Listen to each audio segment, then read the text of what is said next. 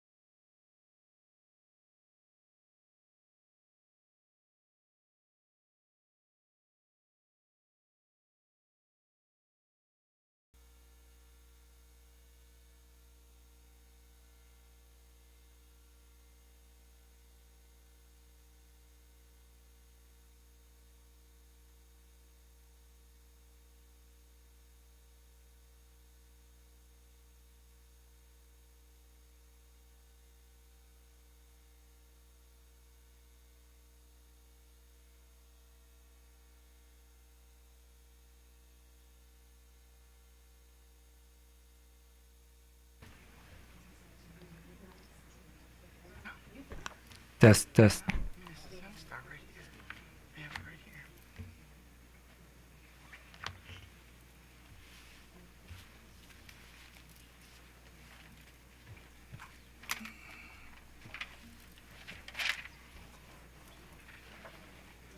I think it worked.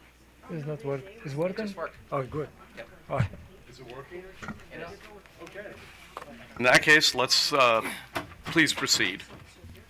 And I will be speaking at this point only a few more minutes. Okay. I take Terrific. very seriously the chair's request. Absolutely.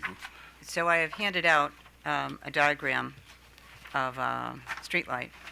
This is taken from National Grid diagram that's part of the documents that were submitted in this case.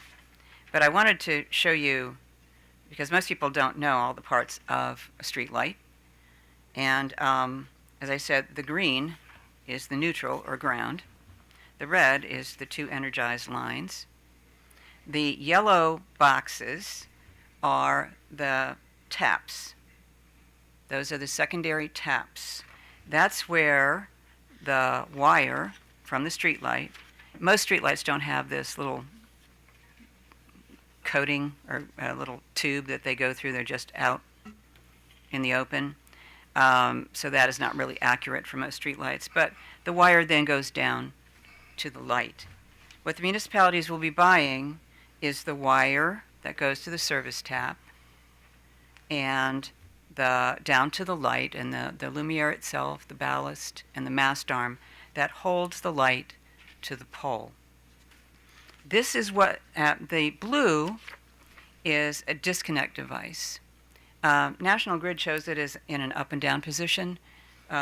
Nobody puts them in like that because they gather water and short out if you put them in like that. They corrode. So, but it's on the wire, and so we've used that to show where it would be put. It wouldn't be put on that way, but that's where it would be put. But currently, the streetlights that are out there in Prince George's and Montgomery County do not have that disconnect device. They also, when Pepco contractors work on them, they are not de-energized. Nobody's turned off the power. The power that goes through this wire to the streetlight is the same level as goes into your house for your lights. It's 120 volts. It's been stepped down well away from this through a transformer. It's 120 volts. Pepco contractors work on them all the time, energized. George will tell you that his workers work on these lines all the time, energized also. They're in a bucket truck, they have gloves, and they're safe. There is no reason for the disconnect device. It's not used now. It's not required now. Nothing about municipal ownership will change that.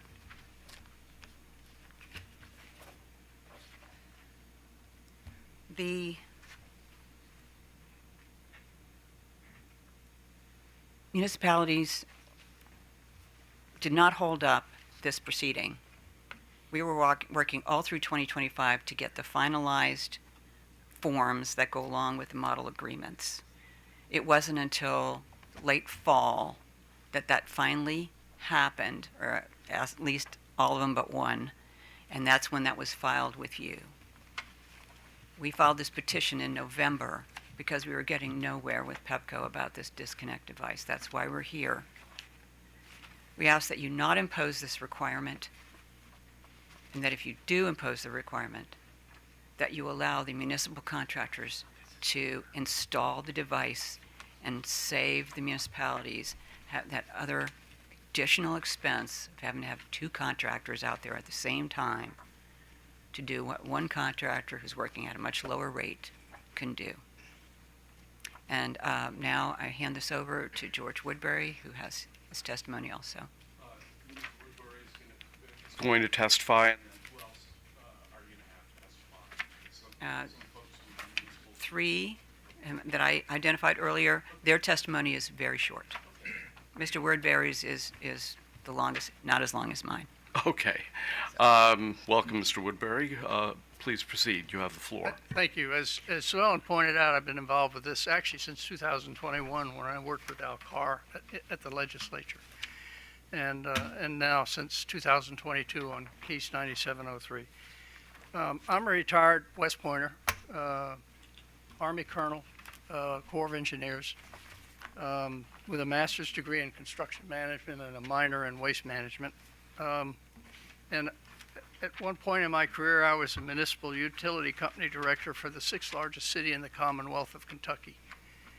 We brought our power in at 33,000 volts. I had 9 substations. I had all my line crews. I served 18 million square feet of facilities, and my responsibilities went all the way to the outlets because it was on Fort Knox. We also owned all the buildings. So that was my job. To manage this. And by the way, during the course of my time there, I reduced our peak demands by 26% by instituting smart policies. I wrote the first laws in the country in Massachusetts, Mass General Law 164, Section 34A in 1996-97. It was passed into law in 1998. I've been a voting member of the American National Standards Institute, ANSI 136 Outdoor Lighting Committee, where we set the standards for outdoor lighting. In the past 26 years, I've worked in 13 states and 2 countries and have assisted over 180 communities in taking over their streetlights. In that role, I do all the lighting design, we do the field audits, we do write the bid documents to secure the contractors, we oversee the work, we purchase the materials, and we secure any grants or other additional funds for the towns that are possible. We usually set up the financing for them to pay for the project. And then when everything is done, we close everything out with the utilities to make sure that the billing is adjusted and correctly reflects what's in the field. In 2021, my company was asked to take over the Partnership for Rhode Island Streetlight Management, which was a multi-community collaborative. And since 2021, we've been responsible for managing the maintenance of 46,000 streetlights in the state of Rhode Island. I do that with a staff of 2 people. We hire and oversee the contractors that do this work, and I would estimate a minimum in the United States 250,000 streetlights that I've been responsible for the business of acquiring and setting up these programs. In Lexington, where I was the DPW director following my retirement, we had 3,342 streetlights. Our annual bill was $542,000. We purchased the system after 6 months of negotiations for $1 because of its age. And our bill went from $542 to $105,000. So the savings for a community typically is 60% of what they're currently spending. So the point of my testimony is what Sue Ellen has already pointed out, that these disconnect devices are not required by the National Electric Safety Code, which governs the operations of the utilities, or the National Electric Code, which governs the workers that we employ once we own the lights. We have found that over the last 14 years that we've been using these devices, that they do serve as another failure point.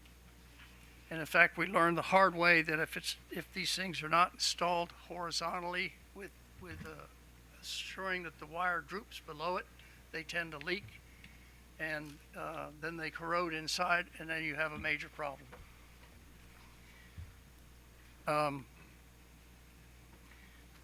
It is not a best practice, because if it were, we'd already be doing it. The utilities would be doing it for themselves. There's no protection that this provides. The notion that it protects the streetlight from a potential surge is not true. These streetlights come with a built-in surge protection that's capable of handling up to 10 kVA. That's the standard that we apply, 10 kVA. And finally, what we would point out, as Sue Ellen has, is that if you're going to require these devices, that you allow our contractors to do the work, because we can do it at minimal cost for for the customer. You have the diagram of the street light. You understand the secondary tap. The interesting thing is what's happened over time is all of the utilities that we work with now allow our workers to make and break the secondary tap. They no longer require us to have them do that work.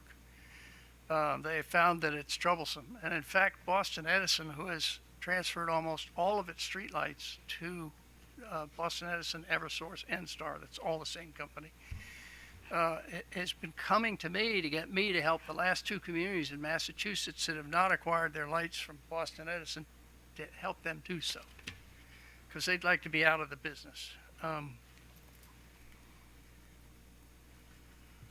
Again, it's the secondary is, and there's two types of secondary wires. Some are insulated, some are not. So sometimes you have what's called a triplex, which is what's illustrated in this diagram.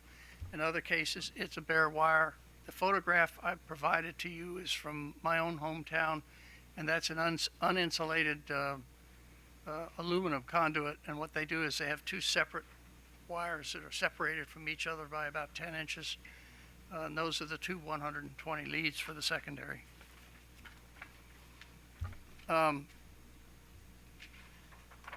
Requirements for municipal contractors. They have to work under the license of a master electrician.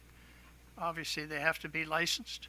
And then we require them to attend special courses in accordance with OSHA 1910.269 for working in close proximity to high voltage lines, so that they meet the minimum safety requirements. So they're fully qualified under NFPA 70-3 and under OSHA 1910.269. But the other advantage to us is because they're licensed electricians, the towns can also use them in their facilities, their buildings, to do other work. So in addition to doing streetlights, they can also do work inside the buildings. Linemen are not qualified to do that. With the utilities linemen are trained by their union, so there is no state licensing for utility linemen. It's all done by the IBEW.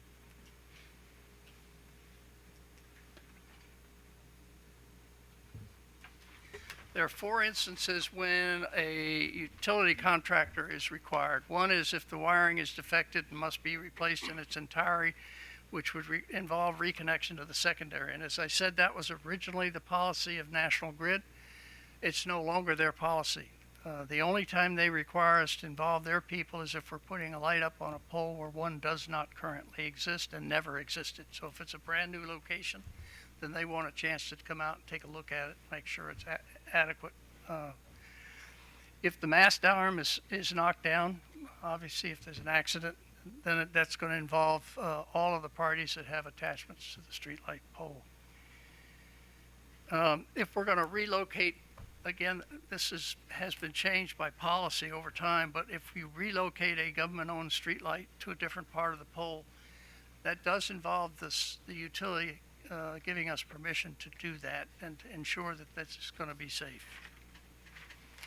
And finally, and this does happen occasionally, the street light is located within the primary zone. So it's too close to the high voltage lines, and the probability of our worker being coming in contact with those lines is high. Then what we do is we bring the utility in and have them do the work.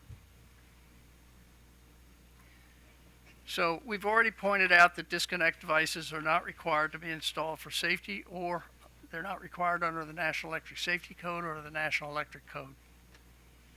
It actually is designed to serve as a demarcation point.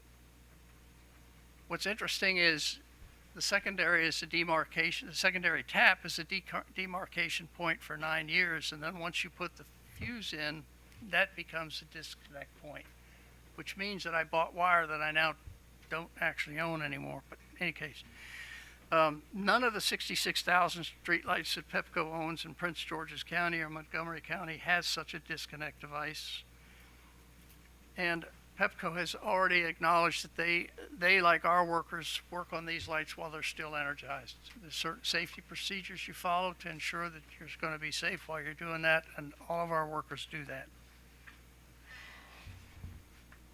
We've covered the fact that this is not in the National Electric Safety Code, so I'll skip that. Up till now, the PSC, your staff, has supported the installation of a disconnect device. However, in doing that, obviously, they are not relying on any codes that mandate this. In staff's, what the staff has said, and the staff's view, ownership does not change the underlying electrical hazard. Whether the streetlight is Pepco owned or municipally owned, the circuit may remain energized from Pepco's secondary and therefore present safety concerns during maintenance. But as we've already noted, that they don't de-energize the circuit when they work on the streetlights. The staff goes on to say that it supports the broader engineering principles of ensuring the existence of a boundary between utility and customer-owned lines and equipment, as well as a means of disconnection and safe isolation at that boundary, all of which constitute good engineering practice under COMAR. The staff, however, does not identify what broader engineering principles are being supported. There are any number of steps that can be taken that might make the process safer and more reliable for Pepco and municipal contractors alike, but they are not included in the electric code or the standard.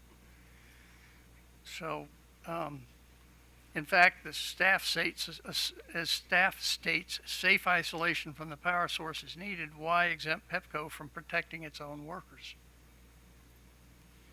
There is no physical difference between a Pepco contractor work and a municipal contract work in standard streetlight maintenance.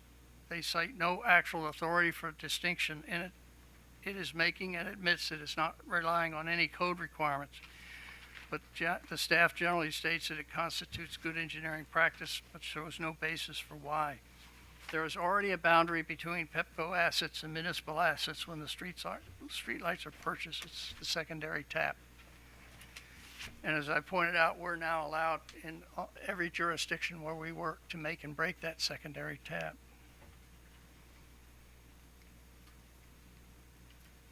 Pepco has agreed that municipal maintenance may be performed on the streetlight in proximity to energized conductors, provided the municipal contractor does not perform any work beyond the required disconnect switch or directly on Pepco distribution system itself. As a result, when performing standard maintenance on streetlights, which does not require the installation of a disconnect device for up to 9 years, municipal contractors will be allowed to work on energized wires the same as Pepco. We've already pointed out that the District of Columbia was not required to install these. Pepco explains that it shouldn't be held to reflexively follow the actions the company took over 40 years ago when it did not require disconnect switches in the district. Pepco comments on page 17, saying instead it wishes to follow what other investor-owned utilities are doing, and concluded that the installation of a disconnect device is appropriate and a good utility practice instead of relying on its actual experience with the district. Pepco has not cited any actual difficulty in their 40-year-long relationship with the District of Columbia and its municipal contractors that is created by the lack of such a device. And I'm going to talk in a little more detail about the 12 examples that they provided you. Okay, I try not to be repetitive because you repeated a few things. Yes, sir. I'm trying to skip over some of this because it is repetitive.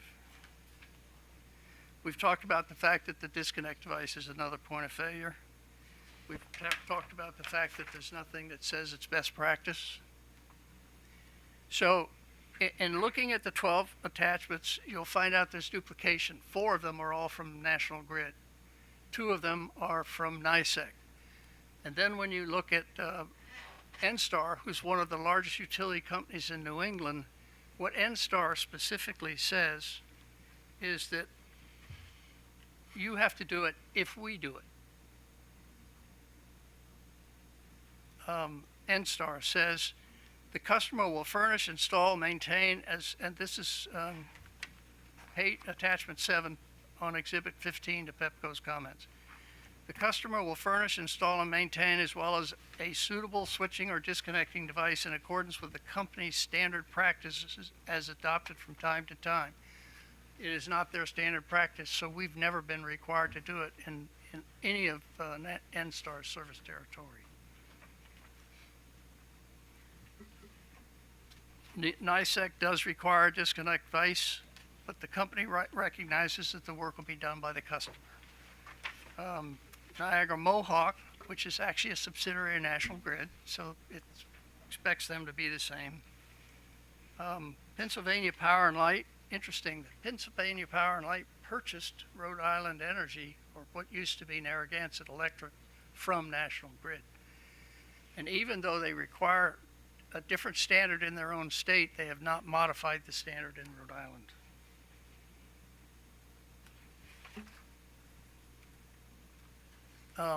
I think we've addressed the fact that this device doesn't provide any real protection to the workers because they work live. It's just so. I think finally, I would reemphasize the fact that we can. Our folks are highly qualified and they can safely install these devices. So if you all decide to require us to do them, I would urge you to let us do it for the community. And by the way, National Grid used to require this. They don't anymore. They only require the line side, the hot side, to be fused. Okay, thank you very much. Why don't we do this? We'll have your other witnesses sit where Mr. Woodford is sitting, and we'll cycle through that, and then we'll go to questions and then turn to the company. Certainly. I brought some toys if you want. Okay. Props are always helpful. Oh. I'm losing my fuse. Oh, you're losing your fuse. Well, we don't want to have it be said that you blew a fuse here at the hearing. Somebody had to do that. Yeah. There is a little bit of repetition, but it is more geared towards our personal story. Okay, All give right. us your name and yes. please spell it for the court Okay. reporter. I am Virginia Quesada, Quesada, and I want to thank both the Honorable Chair and the Honorable Commissioners for this opportunity to speak. I'm from the town of Washington Grove. The town of Washington Grove has worked cooperatively with Pepco for over many years. We converted our historic streetlights to LEDs, and we worked with them on an inventory of all our streetlights, current streetlights, and it ended up increasing our electric bill a little bit, but in a fair way. All right, but we don't own our streetlights. Pepco does, and the path to real option on municipal streetlight ownership has been bumpy. This has been an accident, but it's not been an accident that for 19 years we have not been able to have a real option for municipal streetlight ownership. We are still fighting for equitable municipal streetlight ownership. Yes, there's been progress, but Pepco is now requiring and insisting on a disconnect switch whose current installation fee structure creates a very expensive barrier to entry and also likely failure points to working streetlights. Maryland is an energy desert. We consume 6 times more energy than we generate. Yet, Pepco has only upgraded 6% of the 66,000 lights in our region to LED.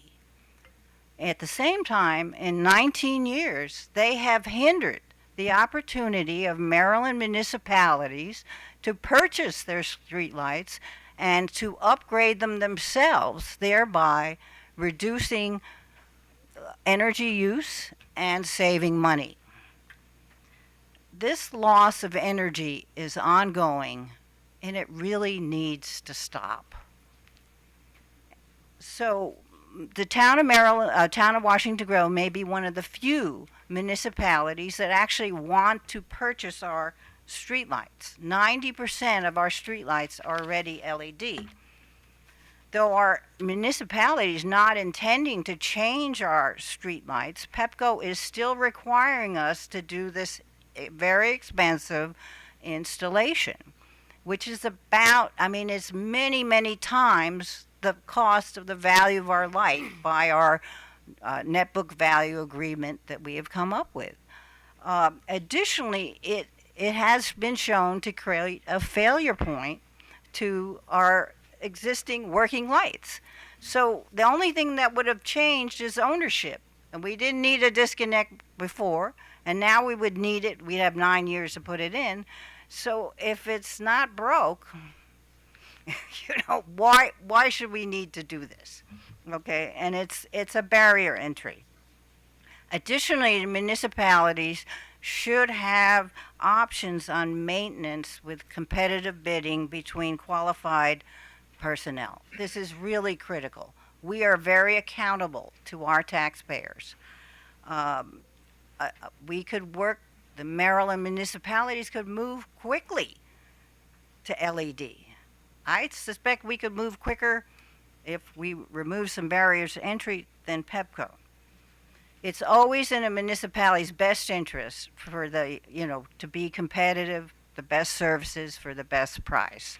And you heard about George Woodbury's requirements for contractual maintenance, allowing Pepco to restrict Maryland municipalities to a finite list of contractors would be very inequitable.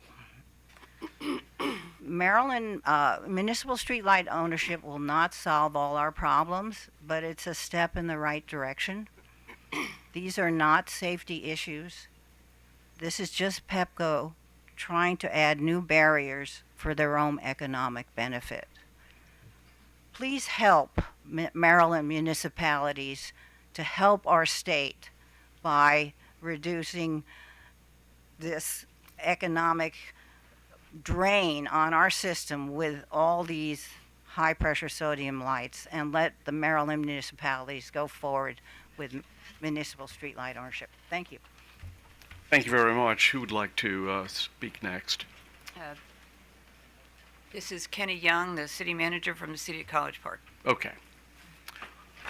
Welcome to the Public Service Commission, and please say and spell your name. Good morning. My name is Kenny Young. It's Kenny. Last name Young, Young. I am the city manager for the city of College Park. The city is home to more than 34,000 residents, and it has about 17 distinct neighborhoods, one of which is the home to the University of Maryland, College Park. We have approximately 1,501 overhead streetlights in College Park, of which 86 are LED and 76 underground streetlights, of which only one is LED. The remainder are energy-wasting, high-pressure sodium streetlights. The city has joined this case because the mayor and council are interested in exploring acquisition of their own streetlights and operating them. The reason that we would consider acquiring Pepco streetlights, the reason why we're looking at them, are one, unreliable streetlight maintenance by Pepco. Two, unreliable asset management and location by Pepco. We have spent hundreds of hours helping Pepco figure out where their streetlights are located and who has responsibility for those assets.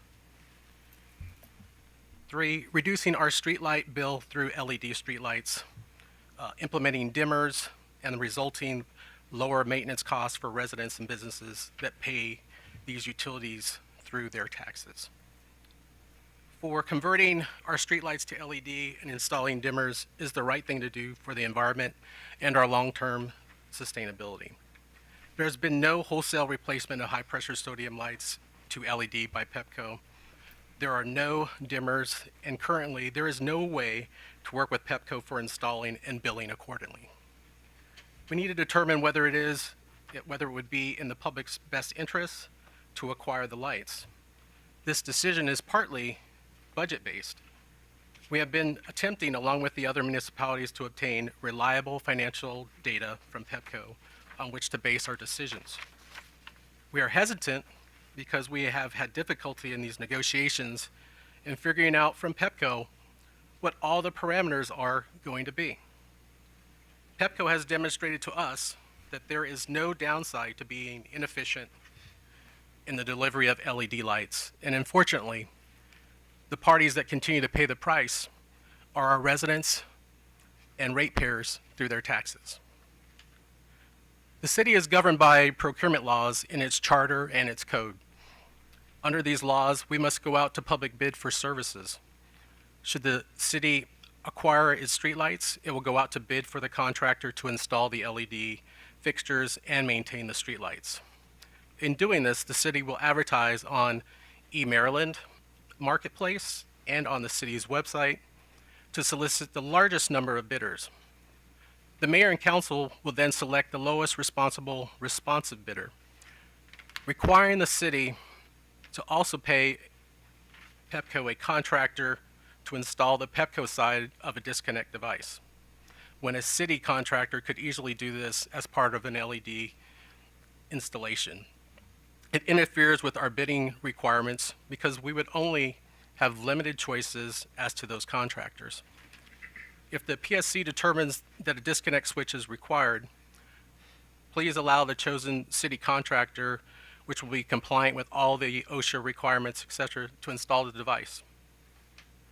We know using Pepco and its contractors is a much more expensive option than using municipal contractors. The kayak tariff proposed for installation of LED streetlights alone has been priced at the end of 2024 by Pepco at $1,580. And we know from speaking with contractors that this work can be done by a fully qualified municipal contractor for approximately $350. I thank you for your time. Thank you, Mr. Young. Before you go, refresh my memory. Wasn't Speaker Jocelyn Pena-Melnick a council member in your? Yes, sir. And does she still represent your? Yes, she does. City. Okay, thank you. And the final witness for the municipalities, please state your name and spell it. My name is Maury Mechanic, M-A-U-R-Y, last name M-E-C-H-A-N-I-C-K. And I'm a council member and vice chair for the Village of North Chevy Chase. I would also like to thank both the Honorable Chair, and if I can add a personal note, Hoya Saxa, and the Honorable Commissioners of the Maryland Public Service Commission. What year did you graduate? Foreign Service 73, so I'm a little older than you are. Not by much. Okay. In any event, we are one of the smallest incorporated municipalities in the state of Maryland. We have 211 residences and no non-residential properties other than a single church. So I'm bringing a slightly different perspective than what you've heard from the prior testimony, which were much larger municipalities or town. For a long time, we thought we were too small to undertake ownership of our street lights, but reliance on Pepco to own and operate the 58 pole-mounted lights, which is what we have, providing illumination for village streets, has over time become increasingly unsatisfactory in a number of ways. The village would like to own and operate the lights in its jurisdiction, allowing us to determine the types of lights and respond to service requirements as they arise. Among other things, we very strongly desire to transition to LED lights, but have met ongoing resistance and delay by Pepco. As a result of our 58 lighting fixtures, at most 3 have been converted by Pepco to LED. So the vast majority are still the high-power sodium, which are incredibly inefficient, expensive, and environmentally questionable lights. Also, the street lights are not equipped with dimmers, which if we were able to install, would allow us to manage the needed output of light at different times of the day and would further reduce our costs. As my colleague from the town of Washington Grove has already noted, for 19 years, despite a 2007 Maryland law allowing for municipal streetlight ownership, Maryland municipalities are still fighting for equitable municipal streetlight ownership. And for that same period, Pepco has hindered the ability of Maryland municipalities to upgrade their streetlights to LED so that they could save money and conserve energy. As noted, we are a very small municipality. That also means we have a very limited tax base. We have been engaged in this case for 4 years, and we've been paying our share of legal counsel with taxpayer dollars, and we're very pleased with what we've gotten. We also know that because we're so small, it would have been difficult for us to negotiate directly with Pepco on our own, and that's why we're joining this effort with the other municipalities as a way to standardize the process. We also greatly appreciate Public Service Commission for requiring Pepco to negotiate the model agreements and a way of determining the value of the streetlights. We've worked very hard on this. It's been a steep learning curve, particularly for us, but I think also probably for Pepco. The latest gambit, and that's why we're here today, in this sad saga is Pepco's insistence on requiring installation of a disconnect switch on any municipally owned light fixtures, adding a potentially expensive and unnecessary cost element, which for smaller municipalities, such as the village with limited budgetary resources, represents a significant impediment to light fixture ownership. Furthermore, then requiring installation to be done by a Pepco certified contractor conflicts with our own non-discriminatory procurement practices, which requires that we request bids for work done by contractors on a non-exclusive or non-discriminatory basis, potentially placing us in violation of our law applicable to procurement practices.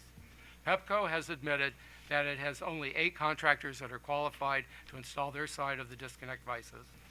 Being limited to that unreasonably and unlawfully limits our ability to bid the contracts. The village recently took a major step for direct ownership through the procurement and installation of 25 standing pole lights illuminating what serves as the village's main street, Kensington Parkway, using money, our own resources, and money we receive from the federal government under the ARPA program. Pepco provided electricity, but that's it. The entire lighting system was installed by Baldwin Line, a major company that is not a Pepco contractor.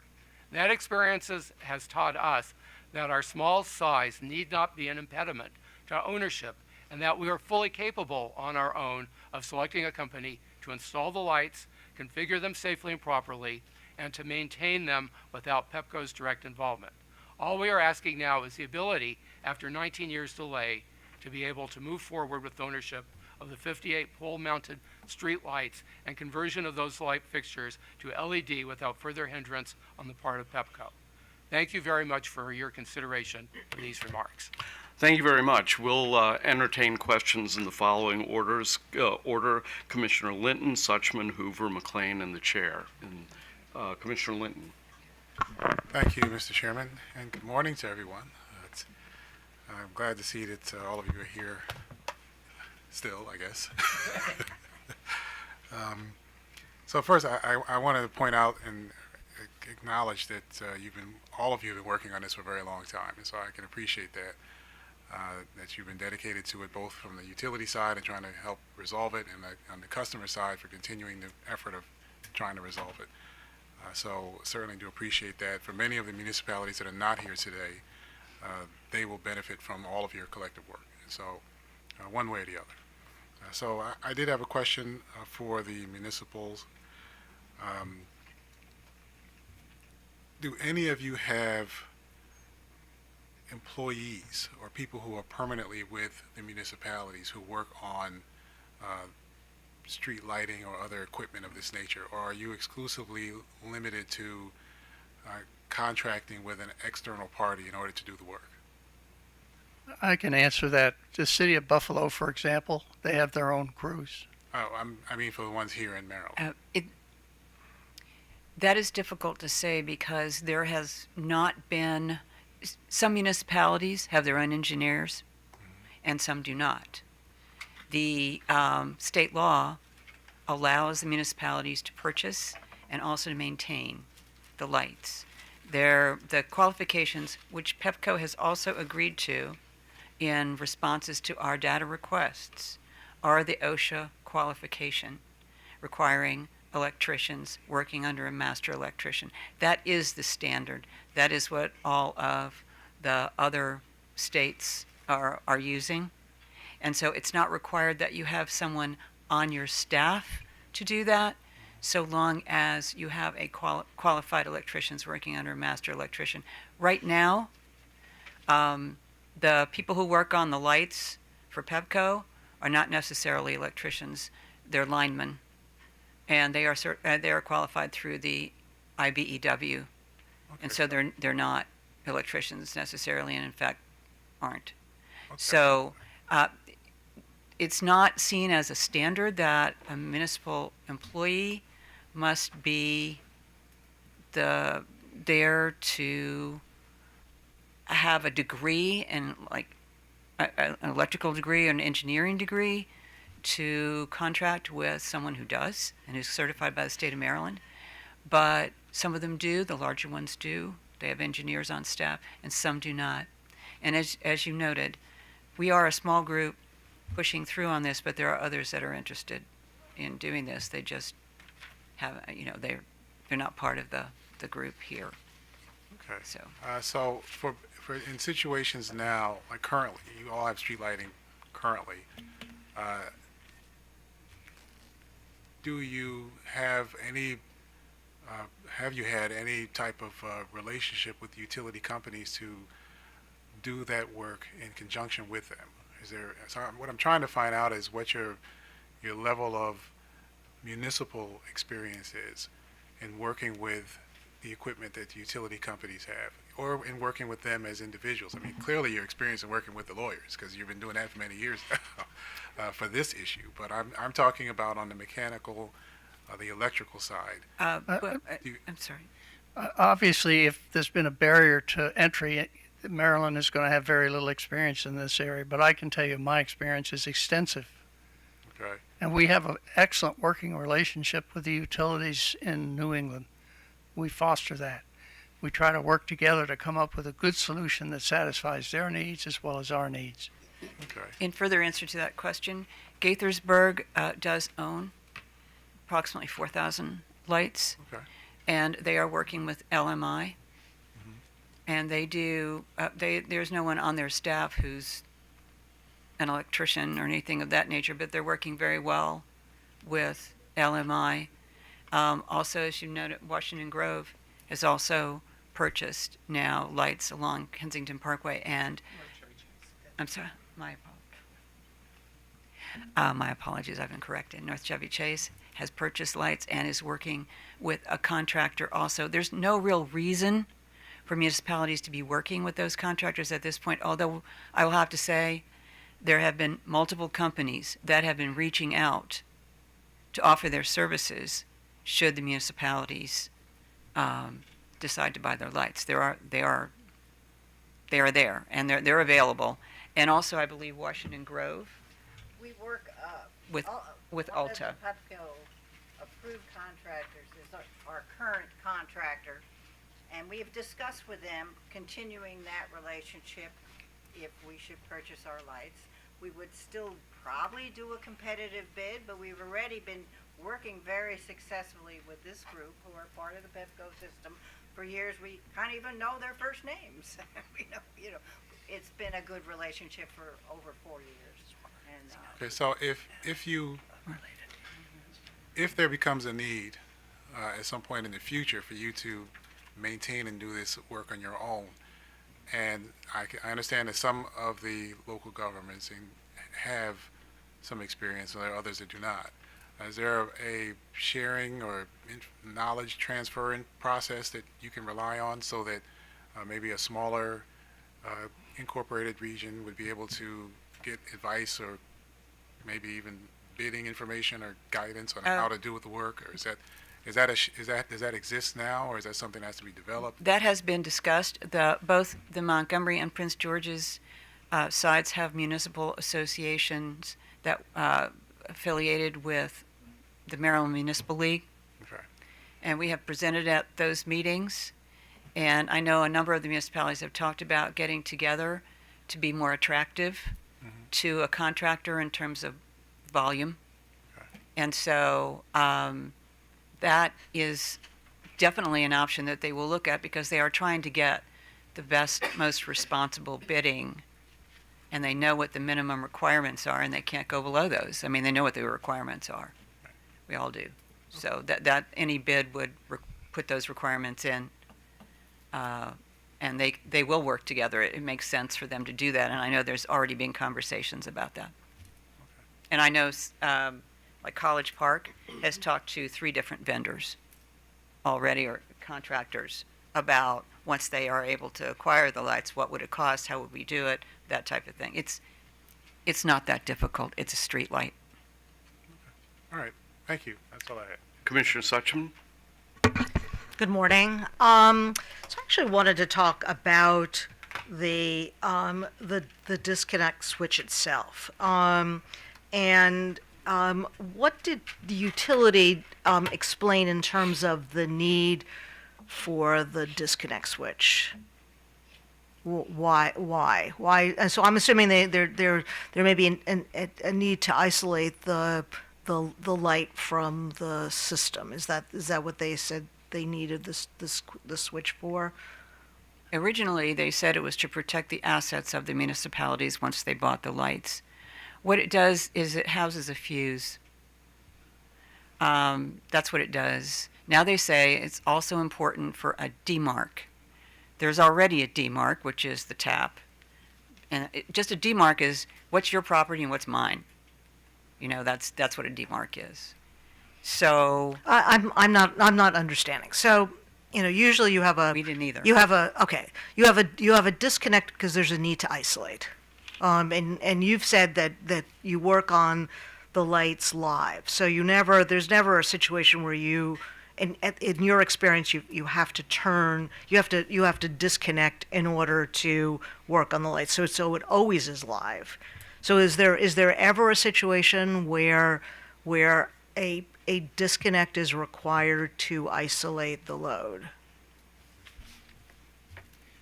We use the disconnect device if we're going to relocate the street light, because the length of the wires may have to change, and so you're going to put the mast arm in the new location. You're going to put new wires through, and you're going to have disconnected it, and then you reconnect it. Okay. If you don't have a disconnect device when you need to disconnect, what do you do? We remove the secondary tap. Okay. So this is, you don't need a special device to disconnect. No. Okay. So, all right. So pretend you're Pepco. I'm sure we're going to hear from Pepco. Pretend you're Pepco. Explain to me why, from your conversations with them, why from a good engineering perspective you need the disconnection device. In the case of streetlights, you really don't. But if you look at all of their service, like for example, the service to your home, what's the disconnect device? The electric meter. You pull the meter, there's no power to your house. So that serves as a disconnect device. If you're serving a major building of some sort, you've got the power that comes into the building, there's usually some kind of a disconnect device. In many instances, there'll be a transformer, and that transformer will have a fuse with a pull on it that you see it. It's not that long, round, and it has a loop on it that you can grab with a tool and open. Right, but are there ever a situation? So these are kind of fail-safe. So you don't need a fail-safe here because No. there are disconnection devices. And if you look at the grid as a whole, there are moments when it has to be islanded, and in that situation, if you don't island, you're going to have a major problem. There's not a situation on the lights where you're ever going to have a need for an automatic disconnection. The one possible exception to that would be is if the worker were careless in his work and he allowed the hot side that's inside of the light to come in contact with the ground. This would cause a short circuit in the system. With this device in place, the fuse would blow if he did that. Okay, and if that device were not in place, what would happen? I don't think anything, quite frankly, because the loads are so small. But I don't know the answer to that, quite frankly. Okay. I'd like to digress just for a second, if I may, just very briefly. This is a standard photocell, and if you can see it, it has 3 contacts on it. And this is a street light, and those 3 contacts plug into the center of this. But you'll notice this is what's called a 7-pin connector. And so there are additional pins here. The purpose of those is they provide a bypass for the electricity for other devices. So, for example, there are smart photocells that you can communicate with to turn the lights on and off remotely.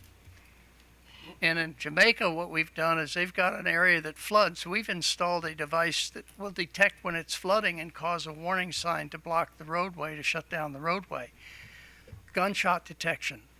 Lots of other devices can be tapped into this that provide service. You can do Wi-Fi. So if you had a downtown area where you wanted to do Wi-Fi. This is another reason why cities and towns want to have control of this asset, because it broadens their capabilities to serve the needs of the public. And that's Right, but no, I understand that there's a lot of value. What I'm trying to determine is if there's a safety problem, and a safety problem not just for the person who's working on the system, but also if there's a problem with that there are lots of disconnection devices that prevent sort of backfeed, for example. So we don't have a problem with Pepco's system, and so from your perspective, this disconnection device doesn't do any of that. no.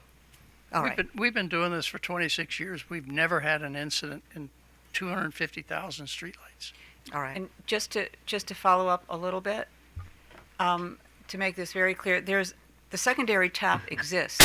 Until a disconnect device would be required to be put in, that's where you make a disconnection if you need it. It's not like there isn't a disconnection point. There is. It already exists, or Pepco wouldn't be able to work on its lights in maybe. So, and Mr. Woodbury did say in his testimony, there's a couple situations where they would have to go back to Pepco and ask for an actual de-energizing, and they would do that then. Okay. And is your understanding that this disconnection device is on no existing street lighting? That's correct. Okay, and within Maryland. And you actually answered your own question. If this were a requirement, a need, then the utility would already be doing it. Yeah. And they don't. Pepco has admitted in answers to data requests that it does not have disconnect devices on utility-owned lights. Okay. That's all I have. Thank you. Commissioner Hoover. All right. So my questions are going to come from this diagram that you passed out to us. So I guess the first question is, when the municipality buys the street light, do you also buy the pole, or is there other stuff on the pole? Only if the pole is dedicated to the street light, if it serves no other purpose. But Overall, the answer is no. Okay. And so I see on this diagram there's these things referred to as street light service taps. There's one on the neutral wire and one on one of the live wires. Why isn't there a service tap on both of the live wires? you only need 120 volts. So if you were to tap into the two live wires, you'd have 240 volts. I see. But why are there two? Are the two wires there to serve other purposes other than the street? Well, you balance the amount of load you put on each. So you tap into one for some stuff and the other for other stuff. Okay. And then this disconnect device, how does it actually work? I mean, is it a switch or what? I know you've been showing, but maybe explain to me how it functions. There's a fuse inside of here. Okay. So the fuse blows. Or if you remove the screw, you pull it apart, you've now broken the circuit.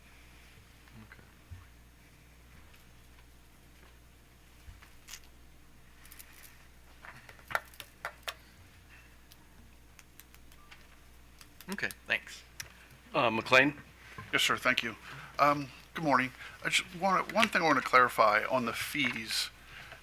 In Pepco's comments, they highlight Section 3.6 of the model agreement, which, and they bolded it, states, existing installations at the time of sale will not have a connection fee assessed for any initial upgrade taken by the licensee, including the installation of the disconnect device.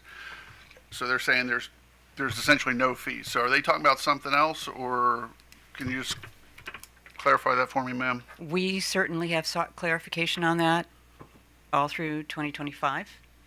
As late as August 2025, Mr.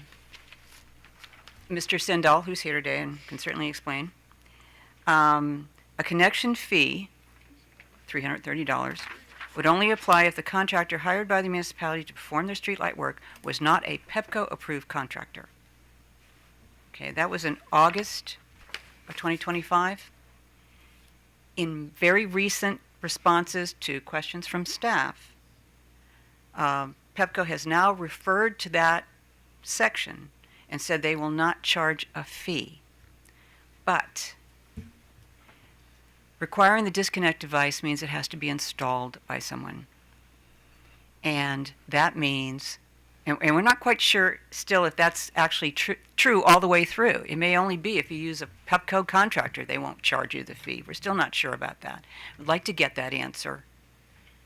But they would require a Pepco-approved contractor to put in the side of the disconnect device, because it's got two sides where wires come in, the side that's closest to the Pepco power supply. It would be on the, if you'll note, the municipalities buy the wire, so they're requiring that you put the disconnect device on the wire that the municipality owns, but requiring that it be done, at least one side of it, by a separate contractor, one of the 3 or 8 that Pepco uses. So that's an additional cost and requirement that is unnecessary. And also, it's not clear to us at this point, there's 9 years until this disconnect device has to be put in if you don't switch out the light right away. How do we do maintenance in between? We're going to be doing it on an energized wire just like Pepco does.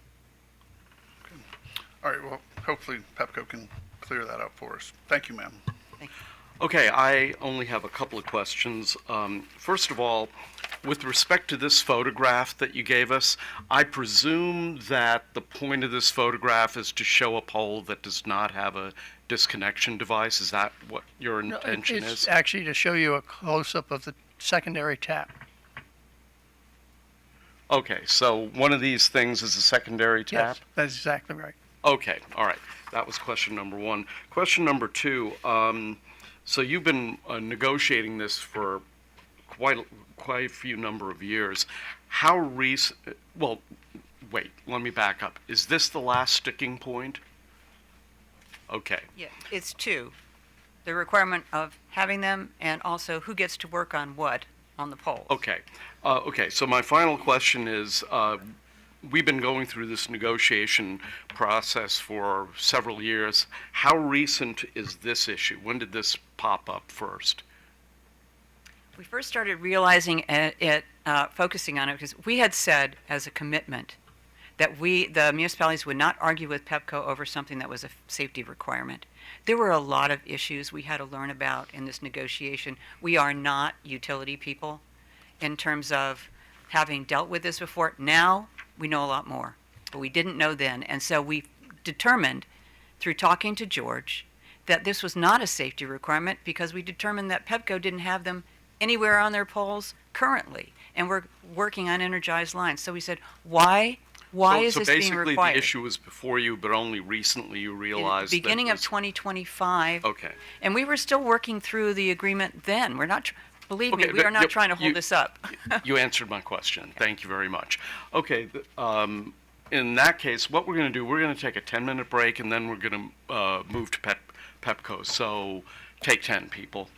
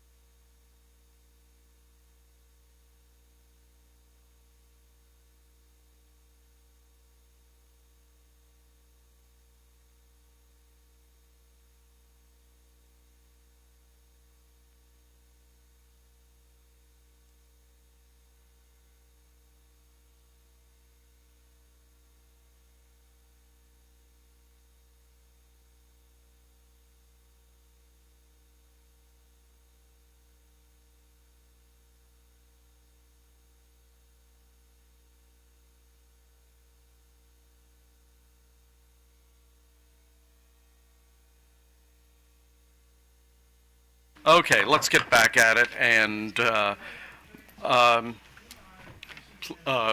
please proceed. Thank you, Mr. Chairman.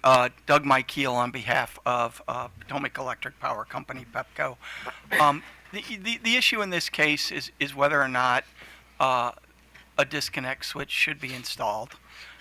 It's Pepco's belief that a disconnection switch is an important component for demarcation for engineering purposes. And I'm going to let Mr. Bowen speak about that, but I want to just explain how we got here, why those provisions were available, and then respond just a little bit to the lawyerly type stuff. I'm going to let the technical expert talk to the technical stuff. As this commission is aware, in 2022, and I know Commissioner Linton was lucky enough to be here with us at the start, Pepco made a commitment to this commission that it would get a model sales agreement, a model license agreement for streetlights. We were told at the time by the municipalities that the North Star jurisdictions that were leading jurisdictions on this were Massachusetts, Rhode Island, Maine, and the like. And you can go back and look at former Delegate Alfred Carr Jr.'s letter. You can look at the MEA report that was issued ahead of that, where they said those are the North Star jurisdictions for the sale of streetlights. So what Pepco did, listening to that, trying to be responsive to the municipalities, was go out and find a template from Massachusetts that Mr. Woodbury, Colonel Woodbury, had written the law, and used that as our template to get the matter started. Now, it is correct that we went through extensive negotiations and discussions about the purchase agreement and the license agreement, and we kept this commission informed every step of the way. We made filings periodically that showed all of the changes that Pepco made to these agreements. We didn't just say take it or leave it. We made changes. We made modifications to these agreements. And on June 10th of 2024, the parties jointly filed something saying we haven't been able to come to agreement on 3 final issues. Okay? And the commission heard those arguments on those 3 final issues, issued an order, and we thought we had the model purchase agreement, model license agreement done. But in integrating that commission's order language into the model agreements, the municipalities, for the first time in early 2025, raised the issue of the disconnect switch.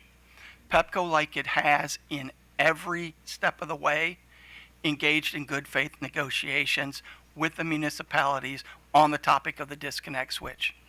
And we didn't dig in our heels and not say no. We made changes.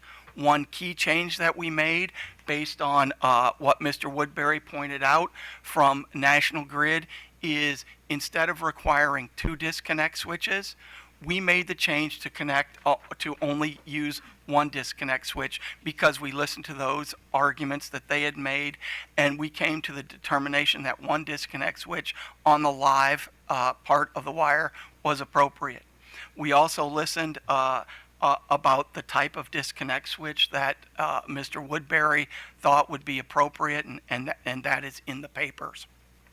I will tell you that attached to our comments are a number of companies that have tariffs and sales and purchase documents on this topic from Massachusetts, Rhode Island, New York. I didn't attach those to fill up the commission's website or cut down trees.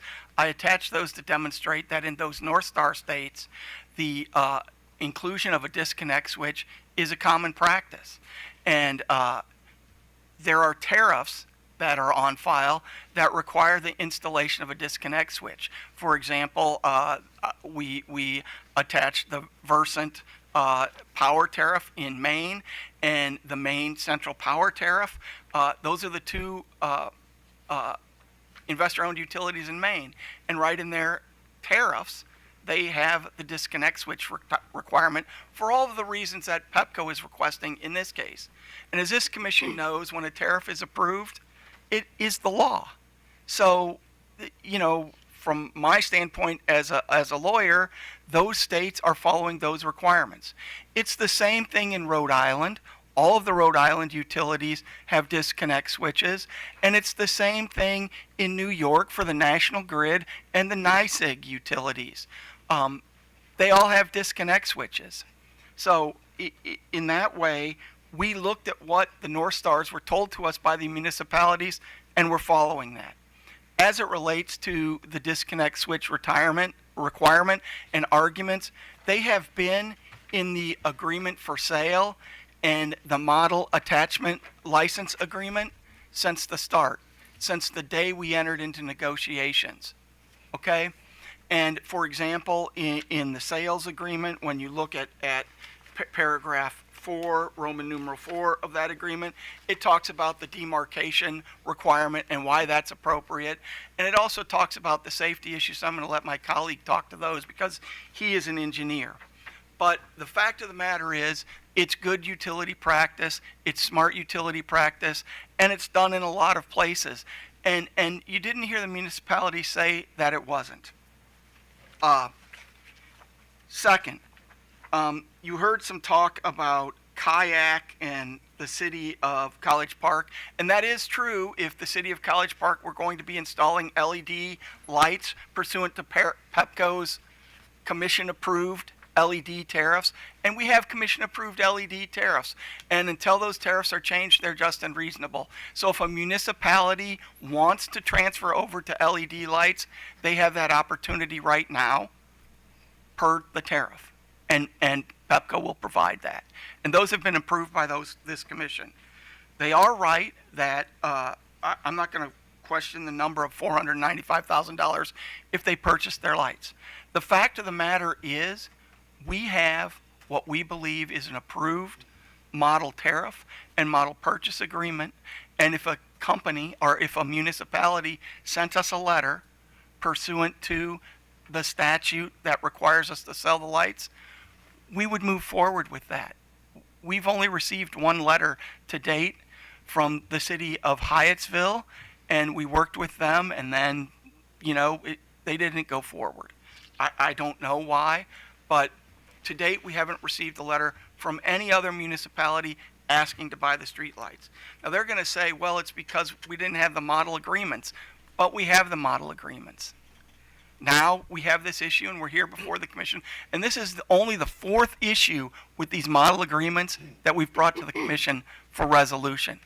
And it's because Pepco feels strongly about it. Obviously, we're going to abide by what this commission decides, but we think it's the right thing to do to have the disconnect switch. Want to talk just a little bit about Section 3.6 of the agreement, and I know Commissioner McLean asked about that. Section 3.6 of the agreement has been in the agreement since the beginning, and that portion of the agreement clearly states that if it's an existing one, Pepco is going to put in the disconnect switch. There is no cost to the customer to do that. That has been here since the beginning of the negotiations, okay? And you can look at page 19 of the Pepco comments where we discuss that, and existing installations at the time of sale will not have a connection fee assessed for any initial upgrade taken by the licensee, including the installation of the disconnect device. It's in the agreement. It's in black and white. And to the extent that there was some talk with a Pepco manager, and maybe he misunderstood what the question was, or we weren't communicating, the model agreement is what controls. And that's the section in the model agreement, and that's what it says. So it's not this huge price that the municipalities are talking about. And besides that fact, empirically, the requirement to install a disconnect switch is not an impediment to municipalities purchasing their streetlights. Rhode Island, every streetlight sold has a disconnect switch. In the New York cases that I attached, that I found, with agreements from like Chickwanga or whatever, in New York, they have a requirement that the municipality file a bond with the utility to make sure that the disconnect switch is put in place. That's a cost on the front end. And yet all of those streetlights are being sold to municipalities and made municipal lights. Same in Massachusetts with National Grid. So the idea that this is an impediment, I don't think empirically, at least in other states, is certainly not true. Second, as it relates to Maryland, the initial installation does not cost anything.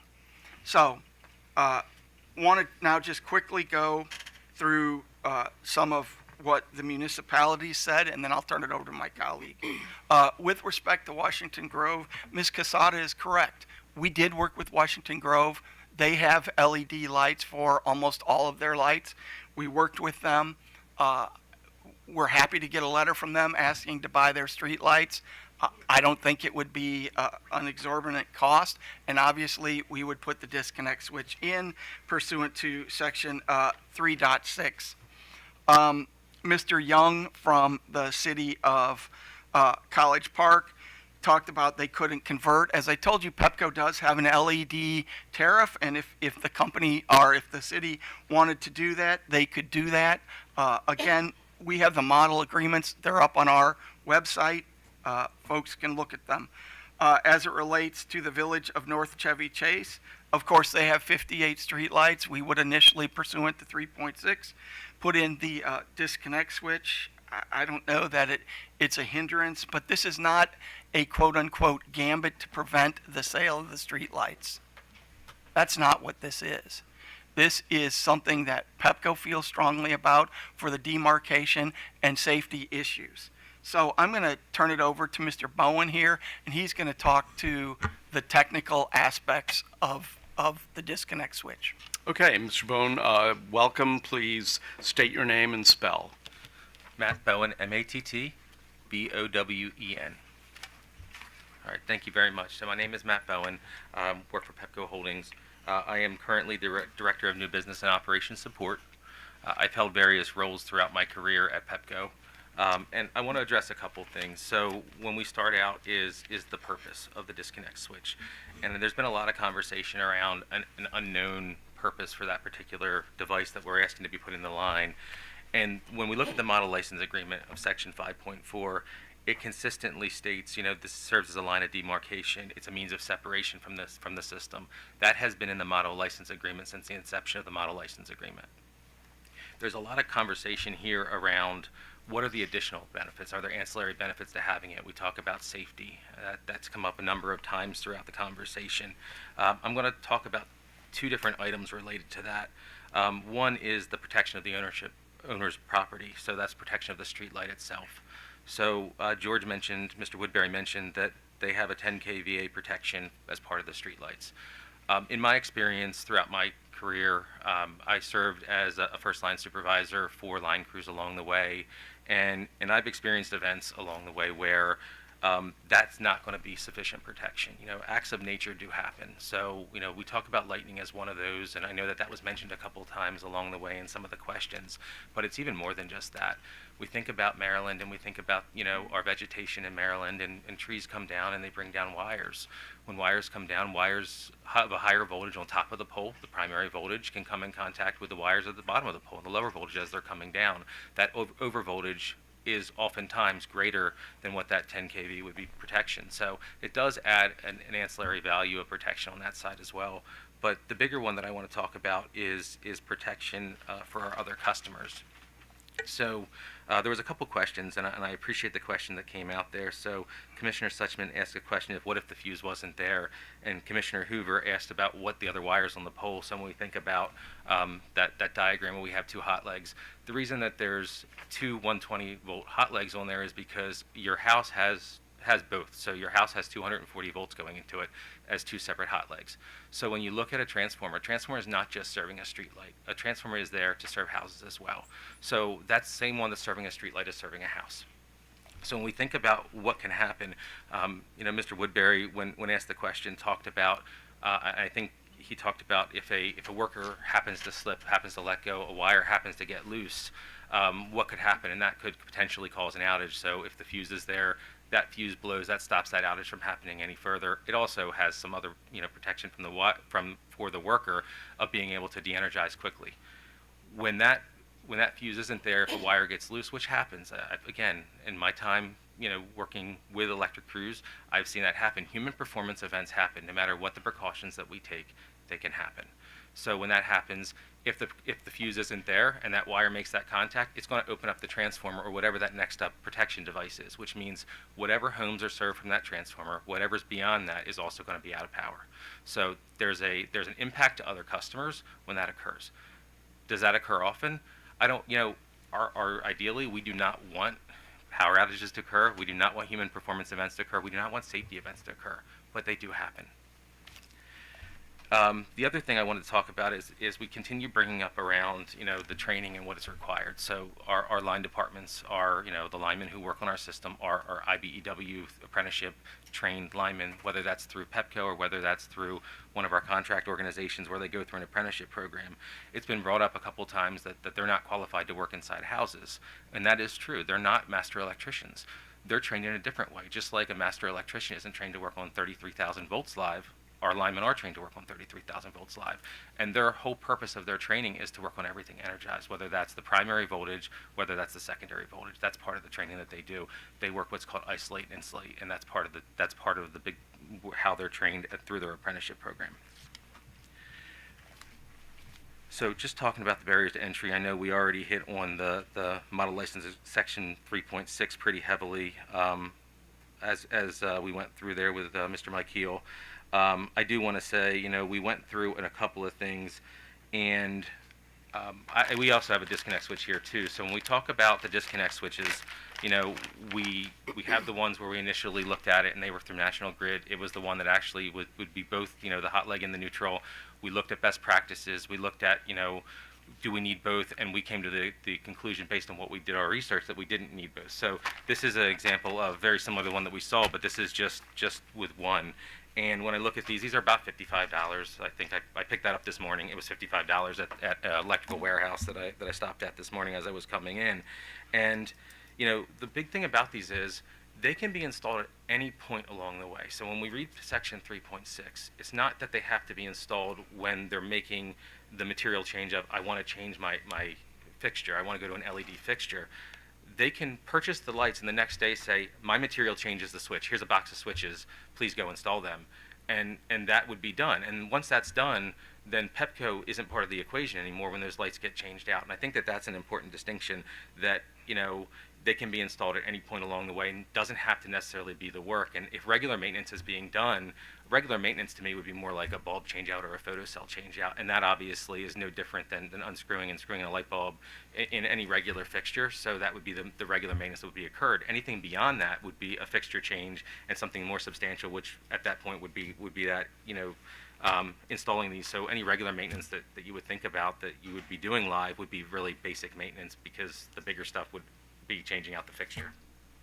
The last thing I want to just talk about is engineering best practice. And, we talk about the COMAR 50.20.02.01 and thinking about like what constitutes a best practice. And again, I don't want to kind of belabor the point here, but we talked about Pennsylvania, New York, Florida, Massachusetts, Maine, California, Rhode Island. We talk about these utility companies that are the larger investor-owned utility companies across the country and the requirements of installing the disconnect switch. And when I look at that, I look at that research that was done, and I think that that's what constitutes an engineering best practice along the way. We're looking at what others are doing and what others have done along the way for research. So when I look at, the point of the disconnect switch and why this was so important to us, it's more than just what it does for our system. It does create a line of demarcation. It does make an ease for the customers to work on them later on, where they don't require Pepco to be part of that process. It also, like I said, there's a few ancillary benefits along the way that kind of wanted to touch on as well. But again, initially, what was stated in 5.4 was the point of demarcation. Anyone else on your? Thank you very much. Anyone else on your side? Okay, then we will go to commissioner questions in the following order: Suchman, Hoover, McLean, Linton, and Chair in that order. Go. Okay.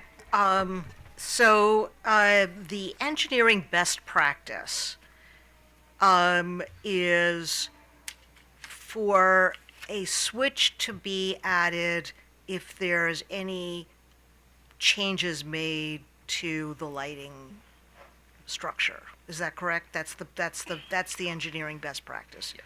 Okay.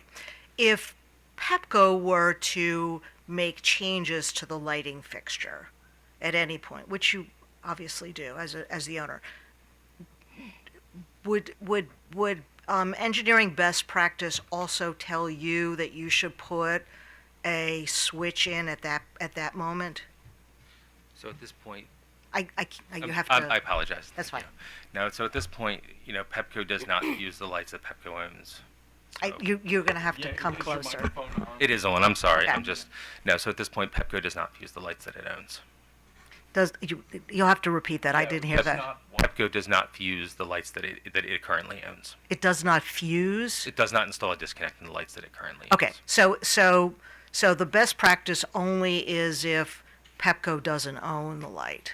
So explain to me why that is the case. And I think that's where it's important to talk through, NESC versus, when a utility company owns the lights, they fall under NESC guidelines. So when we talk about NESC guidelines, and again, that's why I want to mention that the difference of training on when someone who's a lineman for utility company or works on high voltage versus someone who's an electrician, it's a difference in practice and difference in training in the way that those functions are handled. Okay. Is there a difference between NESC guidelines and an NESC code? So NESC. Well, that is the code. Yeah, So, NESC is the code. right. So when you're referring to guidelines, is that not a requirement? So they are not, disconnect switch is not required by NESC. Okay. And is it required by the National Electric Code? It is not. Okay. And from Pepco's perspective, you have no disconnect switches on your light fixtures now. And then if you made changes to it, you also don't think that you need a disconnect. Correct. Okay. I'm experiencing a disconnect because I'm not understanding why you don't need a disconnect, but if you didn't own, I mean, is it really? I mean, you say demarcation, but I could literally just put like a paint swab somewhere and say, this is where Pepco owns and this is where the municipality owns. Tell me why a switch has to be that demarcation and why you need a demarcation. So switch creates a permanent demarcation. So you can put a like a piece of tape or a mark on there, and it could be a line of demarcation. But when you look at it, and we can even use this, let's just say the tap. I mean, it's just an odd thing to say, that a switch is a demarcation. If you just, if you really just need to know where you end and the municipality begins, right, you could put a brass plate there and say this is where it ends. So I'm still, you guys have to convince, maybe my fellow commissioners understand, but I don't really understand why you need that, why the switch is needed. Yeah, and I'll use the tap as the example for the demarcation. So when we think about like the tap as the initial demarcation, The tap. the connection point on that diagram, the service Okay. tap on the diagram. Okay. So that's not an obvious line of demarcation for anybody who's looking at that. So if you were looking at that from whether you work for the municipality, whether you work for the Pepco, whether you're a contractor, whatever you may be, at that point that's not clear, right? Because that's the same. It's clear if you know that ownership of that is is somebody else, that you wouldn't know that that's the demarcation line, right? If that's kind of where we were going with that. But if you don't understand the ownership of the light itself, that's not a clear line of demarcation as to what that means. Well, but so who's going to understand that the switch means that Pepco doesn't own the lighting? I think that when I look at that, it's a pretty clear picture when you're looking at a pole, whether you're working for Pepco, whether you want a contractor for Pepco, or whether you want a So municipality. the contractor will know, a Pepco contractor Yes. that has no experience with a switch, because you don't have switches on any of your lights right now, So that contractor, never seen it before, is gonna see a switch and then know that it is a demarc, but 'Cause- that switch doesn't, I mean, the switch disconnects. Why would you have a, still, I mean, other than, I mean, you can literally just put a brass plate that says, Pepco's ownership ends here. You could. Okay, I mean, that's, the switch is a piece of equipment, so it has to have another function. I'm still not understanding the function. So the function of the other function of the switch, though, it allows them to be able to disconnect from the system. And I think that George highlighted it very well in the sense that if there's certain functions, I need to replace the full fixture, including the mast arm. I need to replace the wires that go into it because maybe the wires are corroded or maybe they need to be lengthened or moved. It also allows them to be able to make that disconnect themselves, and they can move that. But he extend told the me he wires. could disconnect. He said he can literally just, whatever his people need to do, they can literally disconnect.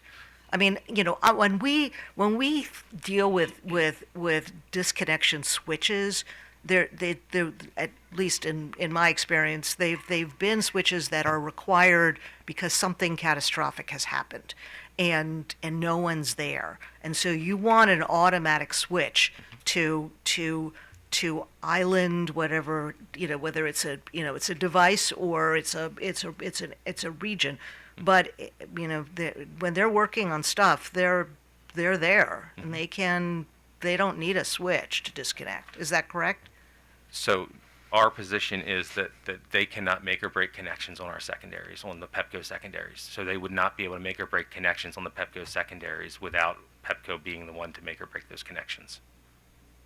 Okay, but where does the switch come in at that point? The switch is below those secondaries. So once the switch is installed, they can disconnect from the switch. And they can't connect below they can't disconnect below the secondary without a switch. No, they cannot make or break connections directly on our secondaries. Correct. Okay, maybe when we hear back from the municipalities, they can respond to that, because it sounds like that is the only reason, other than the demarcation, which you said you could just put a brass plate there. So it sounds like the only reason we would have the disconnect switch is so that they could disconnect Allows for means of separation. as a means, otherwise they can't do it. Correct. The other thing is just to the second point, or to the first point that you asked around, would a contractor or would a Pepco line department or would somebody from Pepco know? Part of this, part of coming out of this obviously is that there's a standard and training that has to be done. So when we talk about it, they may not be used to seeing it, but it is our responsibility as an organization to make sure that we train them on what we should expect them to see on our system. Okay, and then once they see it, what's the point? So once they know the demarcation, then they would know that that's not their equipment to work on. And they wouldn't know that in advance. They would not know that in advance. Especially if you're talking about if a municipality buys a piece of equipment today, tomorrow, so somebody could go, or one of our contractors could go and they could relamp that equipment yesterday and would not know then the next day that it's not their equipment, right? And I get that if it's changed out, if it's a non-standard fixture in the future. I'm sorry, I think you got your terminology mixed up. If they installed today, how would the contractor do it yesterday? No, so if a municipality took over ownership today, if they worked on it yesterday, it was Pepco's equipment yesterday, it's going to look the same the next day, right? Yeah, but you won't send him out. You won't send out, if you don't own it, you're not going to send them out anyway. The municipality's going to send them out, and the municipality's going to say, we own that lighting fixture. I'm trying to understand, so if it's a pole that has a number of attachments, I'm assuming at that point you're going to want to be able to communicate to your contractor there are a number of attachments on that, and if you see this disconnect switch, you'll know that we don't own the light. Correct. course, if you see a little brass plate that says, we don't own the lights, that'll also it'll also communicate to them. Yeah. So, okay, that's all I have. Commissioner Hoover. Okay, so again, looking at this diagram, Do you have a copy of that diagram, or It's yeah, been he's provided got- previously, yeah, but you probably have it Yeah, that was memorized? probably but- like- Hand mine over. that was a lot easier. Nice and big. So, in response to Commissioner Suchman, you said that a contractor hired by the municipality cannot access this streetlight service tap to disconnect the system, correct? Correct. All right. And so they would, if they needed to disconnect, they would have to do it through this fuse, disconnect fuse, right? Correct. Okay.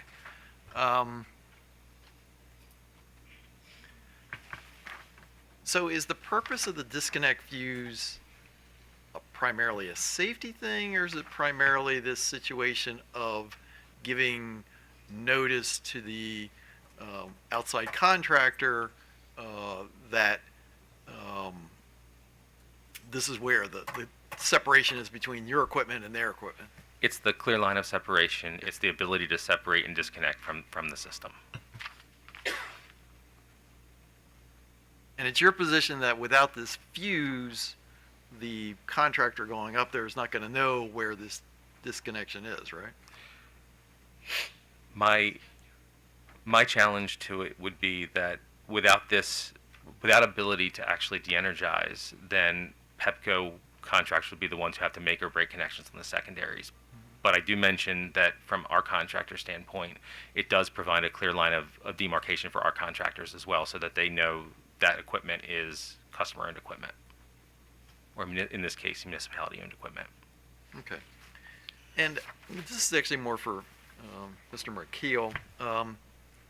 You didn't mention this in your comments, but the municipality seemed to have a concern about the fact that they were going to be, in their view, coerced into using approved contractors by Pepco, and therefore it would inhibit their ability to hire people to do this work. Once the fuse is installed, they can hire whoever they want to work on their side of the street light, Your Honor. Okay. Okay, that's it. Thanks. Well, let me stop. Not whoever they want, but somebody that's OSHA certified. I don't want that to be taken out of context. So I'm sorry. I want to be a little more clear about my answer, sir. All right, so we shouldn't put in our application for that. No. You'd have to meet the things that Mr. Woodbury stated, that his master electrician comply with OSHA. Right. So And just to follow up on Commissioner Hoover's, then there's no fee to the municipalities to install the switch. Is that correct? not under 3.6 unless there's a change after that, right? So there would be a fee, and if they build a new street light, right, or put something different on, there would be a fee. But initially, out of the gate, there is no fee. Okay, so if you put in the disconnect switch and then they purchase the lights, they can do anything they want to them. Is that? But is- behind that switch, Sure. yes, Your Honor. Okay, all right, okay. But as long as Pepco owns them, even if you put in the disconnection switch, then you still have to use a Pepco licensed contractor or approved contractor. Yeah, I correct? mean, if Pepco owns it, we own it. Sure, And, yeah, and one of our eight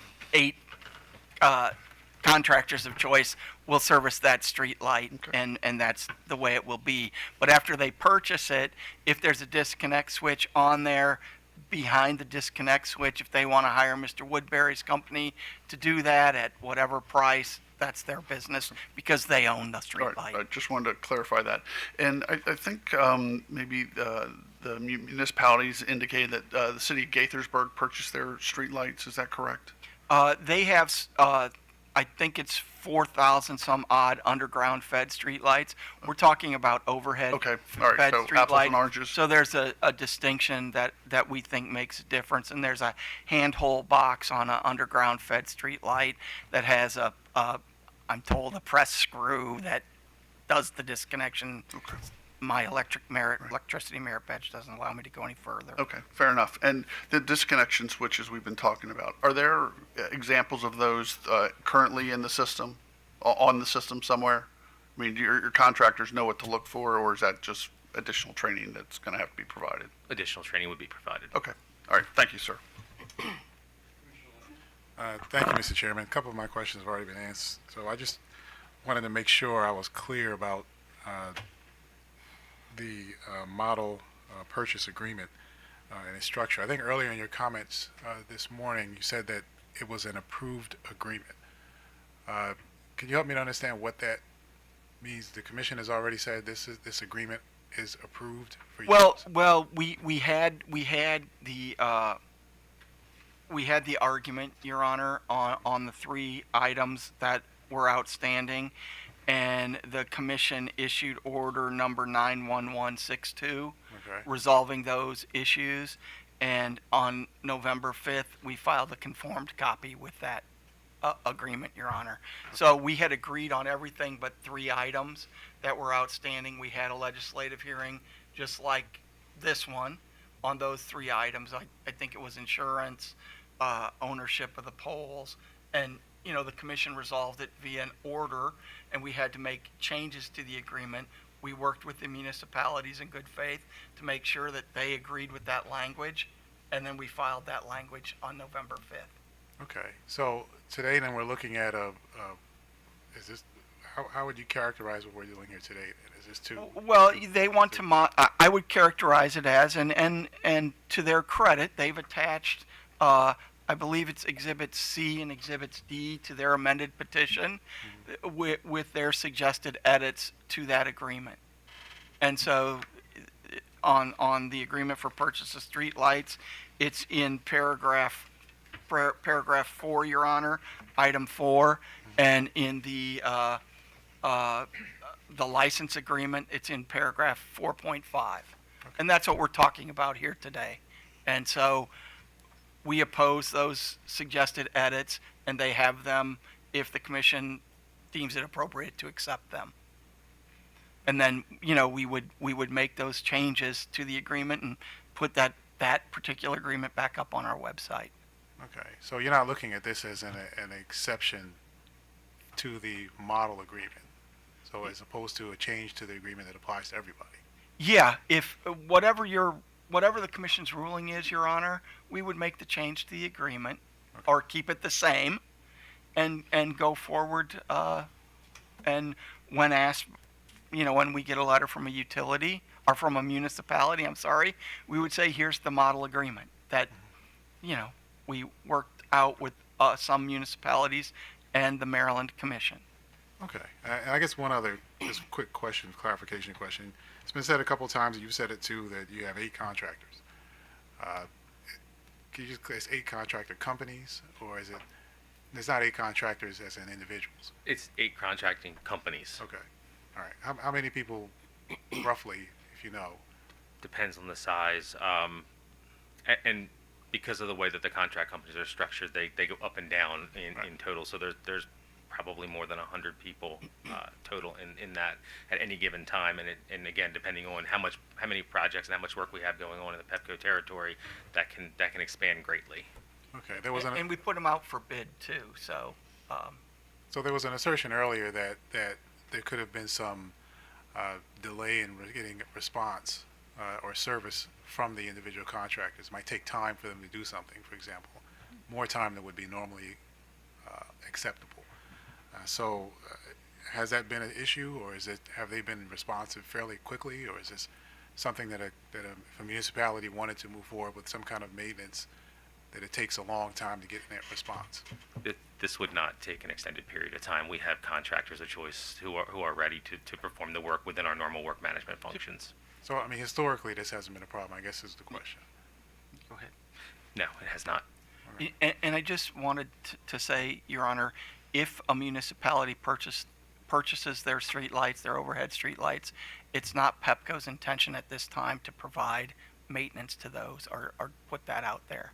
So we would not be doing that. Okay. All right. That's all I have. Thank you. Thank you, Mr. Chairman.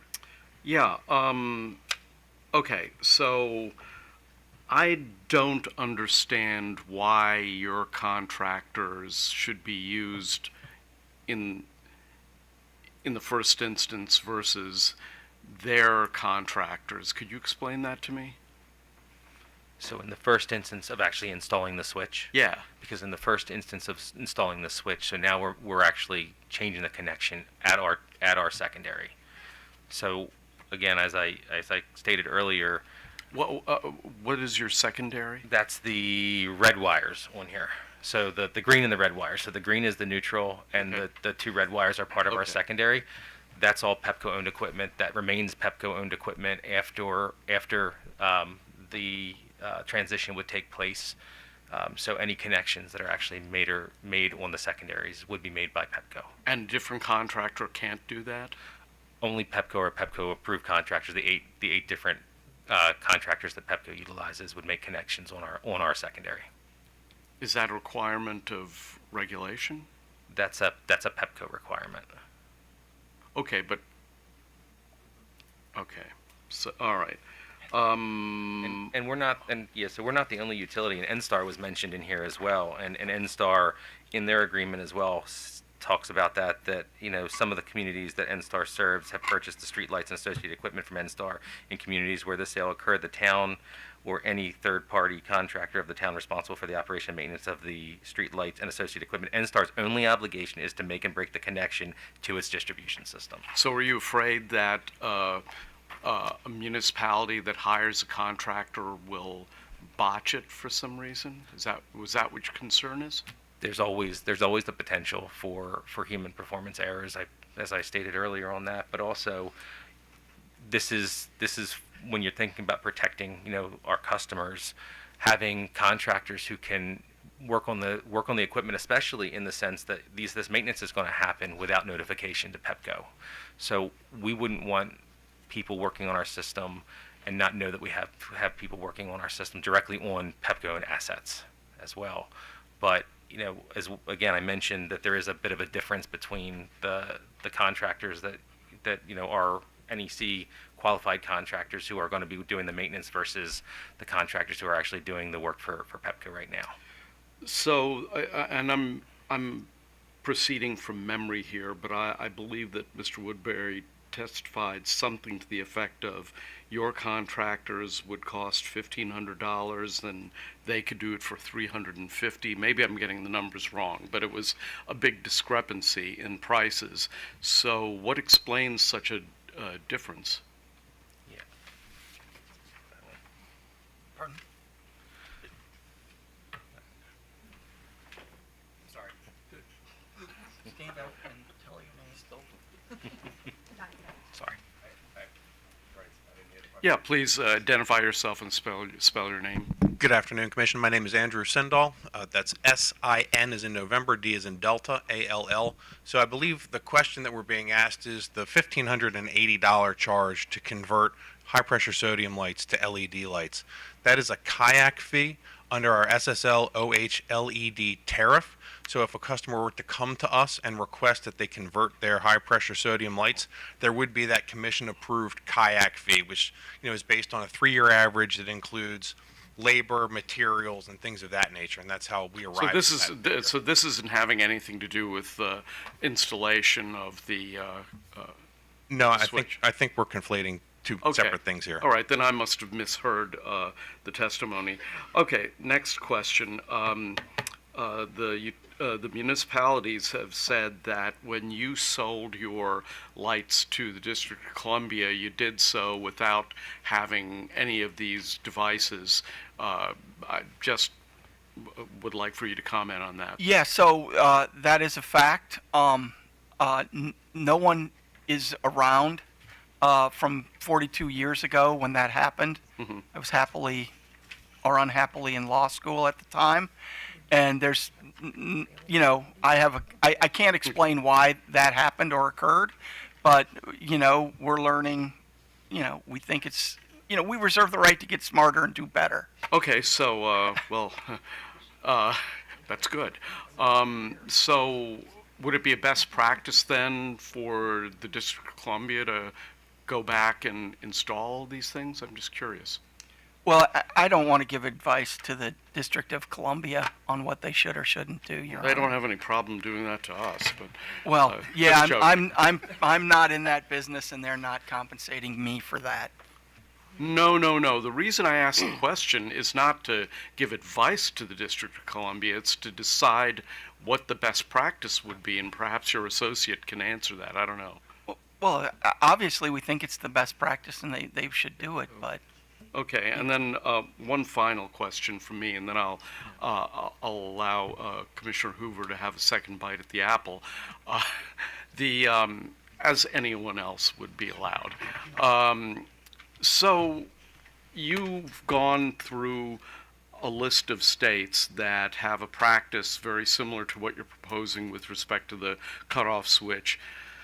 But I wonder, given the fact that DC doesn't have it, given the fact that you don't have these on your devices, on your streetlights currently, do you think that the practice of these other states is overkill?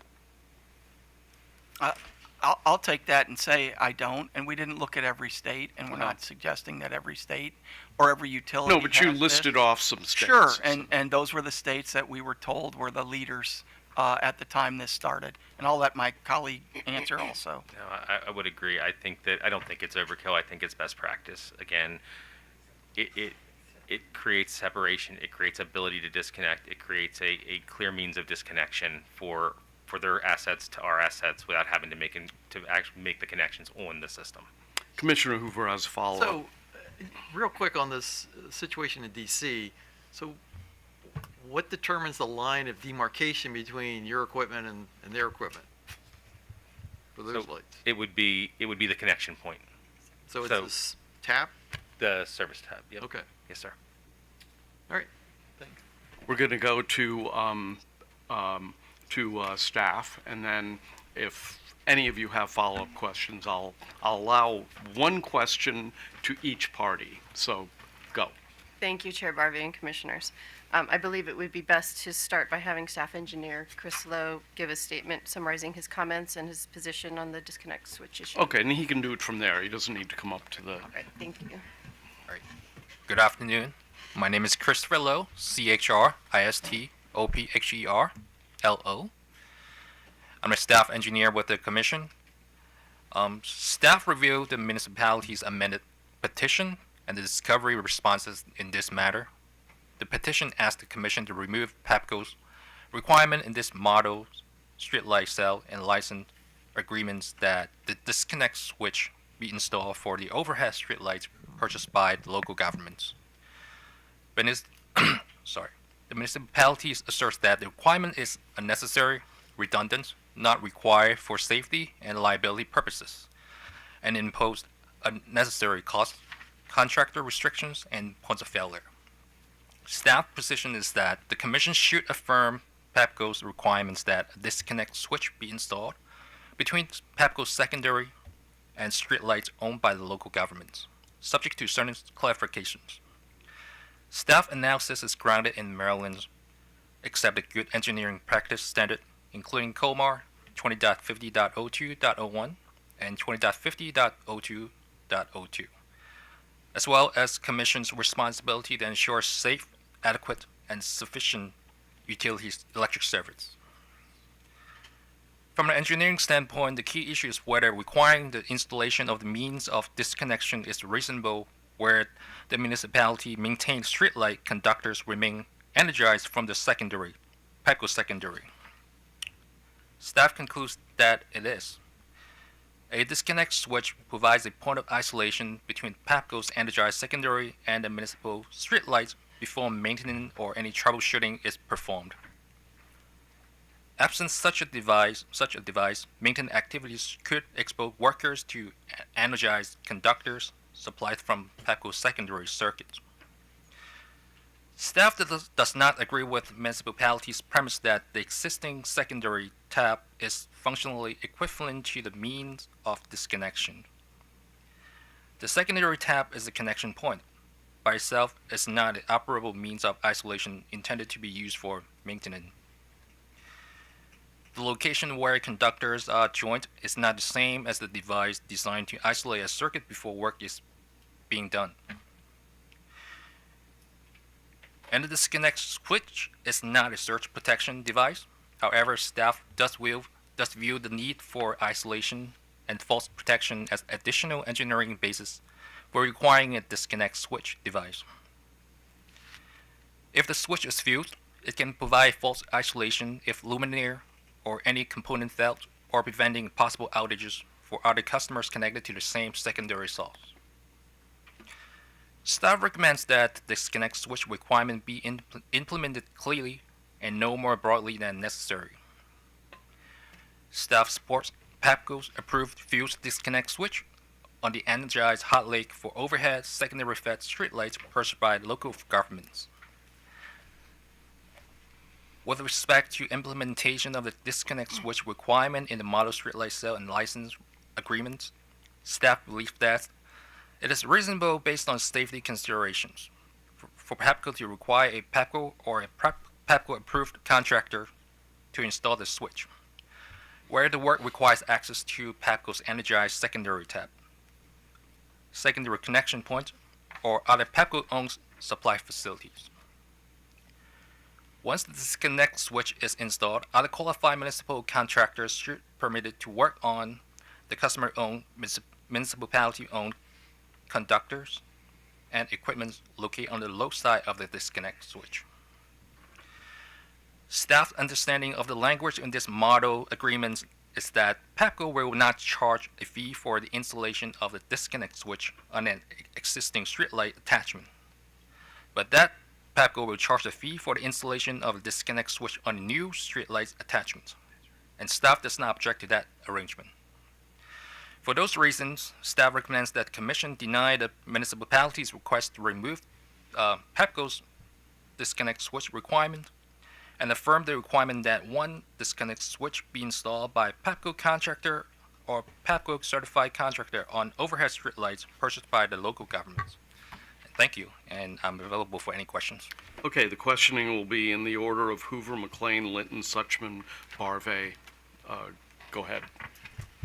Okay, so it's staff's position that this disconnect switch should be installed primarily for safety reasons. Correct, yes.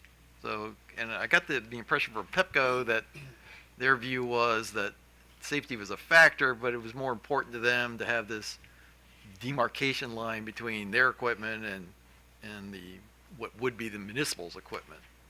Right. My view is that once you have this disconnect switch, you provide isolation between the secondary tap and the customer-owned streetlight, so we can avoid any. Well, it's for safety, and you try to protect the worker who may exposed to any kind of electric shock while they're working on the streetlights. So that's the main purpose, is for safety, and also there's a distinction between NESC and NEC. Once you have the ownership transferred, there's a distinction between the two safety codes, because don't forget the streetlights still remain energized whether or not you transfer it to the customer. So under different safety codes, the customer side is governed by the NEC, while the utility side, utility controlled equipment, is governed by the NESC. So you have to have the boundary between the two sides, the low side and the customer side, or the utility side and the low side. So I think the disconnect switch not is for safety, but also provide an isolation point that distinct whether the utility worker can work on, and which side of the system the customer contractor can work on.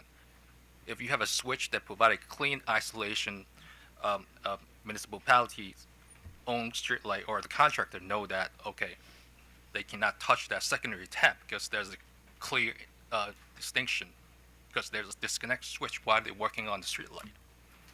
So what's the situation with BG&E and Potomac Edison with their streetlights? Don't I mean, do they have a disconnect switch? You know, when they, so, I mean, BG&E, I think, has a process where they sell streetlights to municipalities. I guess, do they have this same arrangement, if you're aware of?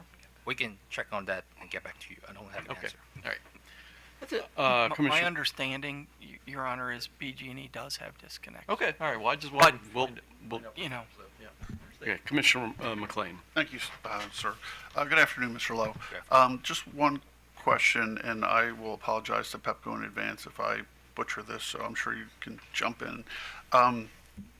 Pepco's policy or internal guidelines is that a non-Pepco approved contractor or a Pepco employee cannot disconnect Pepco's secondary.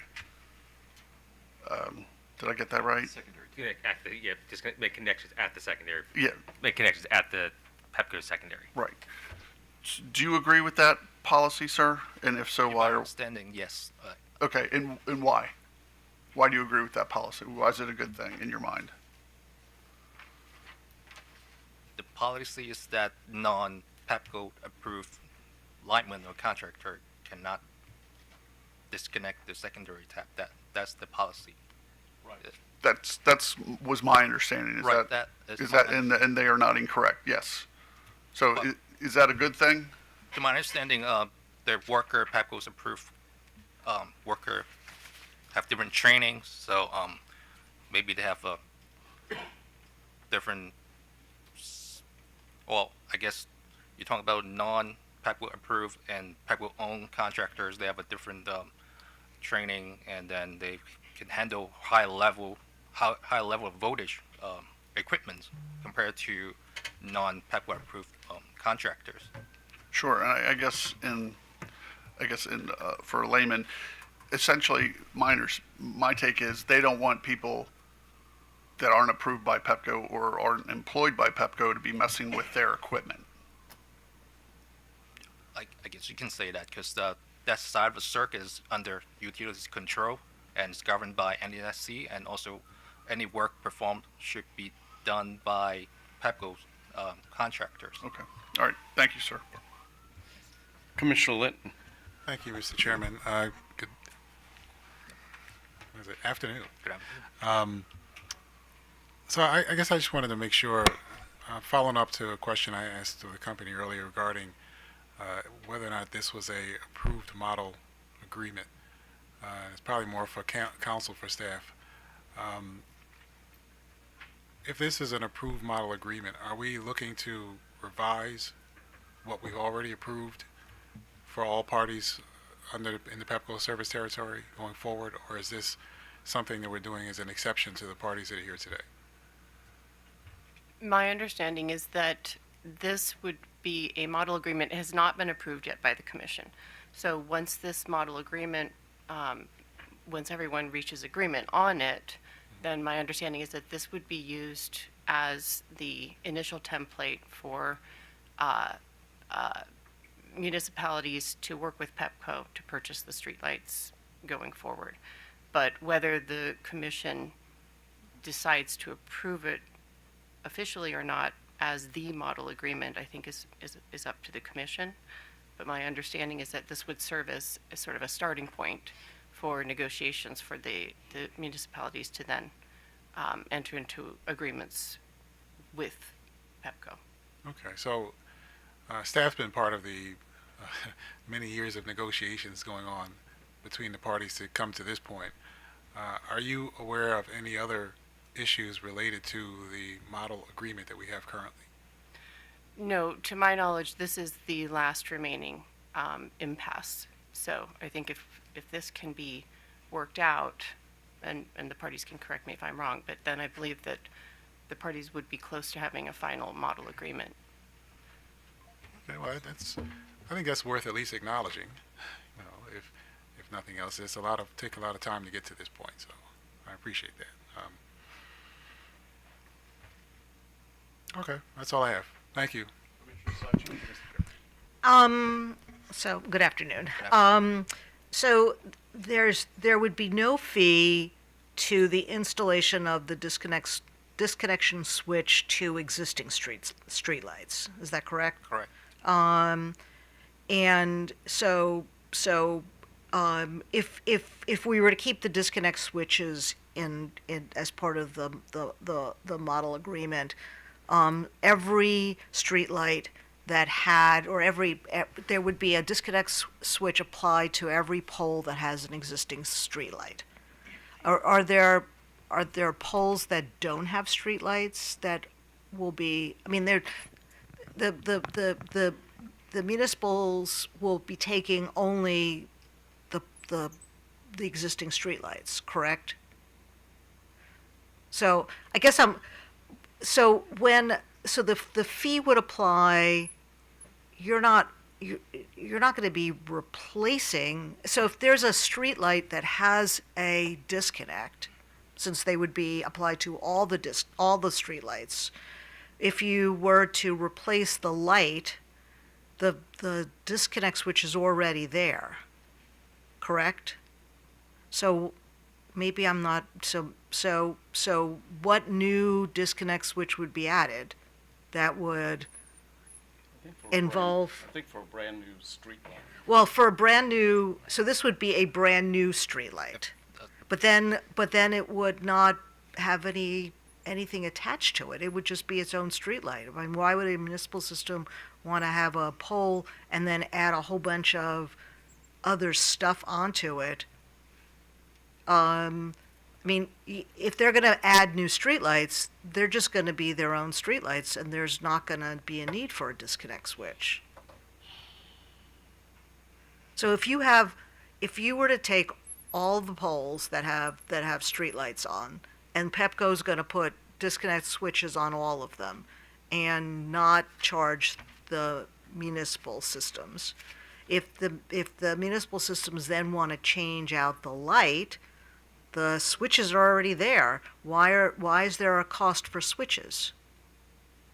Maybe I'm not getting it. I'm actually not understanding your question. Okay, so my understanding is that there would be the requirement that switches be added if there's a new streetlight, but the switches are already there. No, I think this is the fee. I think. I'm happy to take this. No, please. Okay. So if they change an existing location, I think location is the key word here. So if there's an existing light and location they want to change out, the disconnect exists, they can disconnect, change out that light. There's no new disconnect switch at that particular one. If they said, hey, I want to add a new light on a new pole that doesn't already have one, where they're adding a new light in a different location, that's where a new disconnect switch would come into place. Okay, and you would need a disconnect switch even if there's no other attachment on that pole. You would always need a disconnect switch. Is that the anytime the where point? it's connecting to the secondary, so anytime where it's getting power, so because it's being powered up. Okay, so if there's if there's a new pole with a new light, then you would require that they pay for the switch. If it's our pole and our Okay, equipment. now I And understand. you would charge fee in that instance. And you would charge a fee. So that would be a pole even if there wasn't anything attached. So you wouldn't have the traditional stuff that's attached to it. You just have the light. Yes. You would still require that they add that switch. Yes. And there would be a fee for us to make the connection for the new equipment. Okay. So so Mr. Lowe, when you're responding to, I think it was Commissioner Hoover's question about disconnect switches in other jurisdictions, if you can just, so that we're clear, I'd like to know if there are disconnect switches in any other service territories within Maryland, but also, are you aware of any of the other utilities having sold their lighting systems to other municipalities, and if disconnect switches were a part of that? I don't have an answer. I might have to get back to you. No, that's why if you could get back to Yeah, us sure, on that, yeah. that would be really helpful. Okay, thank you. Okay, so I think I don't have any questions. I think you asked all my questions. So I'm going to allow the municipalities and Pepco and, yes. If I may, Chair Barbie, I thought I would just mention before we move on that a number of the questions that have been raised here are addressed more fully in Mr. Lowe's comments. Okay. And you should have a courtesy copy Yeah. there with you. But, so I would just especially encourage you to take a look at pages 7 and 8 regarding the question of whether, why Pepco would not need a disconnect switch for its workers to work on the streetlight, but the municipalities would. For the question of whether you need a special device to disconnect rather than just relying on the secondary tap, I would look at pages 8 through 10 of the comments. And on the question of whether it is reasonable to require that only a Pepco contractor or Pepco certified contractor be allowed to install the disconnect switch, I would take a look at pages 12 through 13 of staff's comments. Okay, that's really useful. Thank you very Thank much. Okay, I'm going to allow the municipalities and Pepco to make any final concluding comments, and staff also if you want to, but I'm not going to mandate that. Oh, it's been pointed out to me that perhaps I should ask Pepco to go first and then the municipalities. So. At this point, Your Honor, I don't have anything. I think we've tried to answer the questions and address the issues in our papers. So we'll stand on those, Your Honor. Okay. Please go ahead. You want to make a final comment or respond to anything you've heard? I do. First of all, I would Bring the microphone just a teeny bit closer. Sorry. I would like to make it very clear for this panel, because it's an important issue, that Pepco has said it will not charge a fee for an existing light once the municipalities purchase it to put in the disconnect device. The disconnect device is not required to be put in for up to 9 years. So maintenance will go on just the way it is now for up to 9 years, unless a light is switched out or something major like that, a light switching out. Then the agreement says that a disconnect device must go in. Now, they've said they will not charge for that on an existing light. That doesn't mean there's no charge. As I've noted previously, they are requiring that a Pepco certified contractor, one of the 8, and actually we've been told they really use 3 for streetlights, has to be there too, along with the municipal contractor, because one attaches one side and one attaches the other. Now, Mr. Bowen has made it sound like this, where this tap is, this yellow piece, is where that happens. You can see from this diagram that's not where that happens. It happens on the municipal wire that they purchased. It does not require a disconnect. Mr. Woodbury's companies put in disconnect devices, thousands of them, without cutting off the power at the tap. It's not required. If you're going to require a disconnect device to help Pepco mark where their property line is, which everyone should know, the municipal side knows, Pepco knows, and that's what they've said. Mr. Bowen has told you very straightforwardly and truthfully today, neither the NESC nor the NEC requires this disconnect device. I think Mr. Lowe might still think it does, but we agree that it does not. So they're requiring it for a demarc, a mark. And this equipment is going to be marked with municipal anyway, frankly. We're required by another part of the agreement to do that. But the safety issue is not there. And then there's been some talk about, oh, well, there might be human error and a short, and it could cause some problems for customers. That's true whether Pepco folks are working on the line or municipal folks are working on the line, because there's no disconnect device there now. And there is no plan to install disconnect devices because, as Pepco notes, the NEC doesn't require it. So the cost to the municipality is not just them waiving their fee, it's the cost of the disconnect device, and it's also the cost of paying a Pepco contractor who's going to cost more in addition to the municipal contractors to put in the disconnect device, which is not necessary. And it's not required that you go to the secondary tap to install one. I mean, if this is so important for customers, why isn't Pepco protecting its customers? There's been a note that the linemen may have different, quote, qualifications. The municipal contractors are going to be fully qualified by the model that is accepted all across the United States to work on streetlights and 120 and 240 volt systems. We're not talking about the 33,000 volts that's up above. If that were required, municipal maintenance wouldn't touch it. The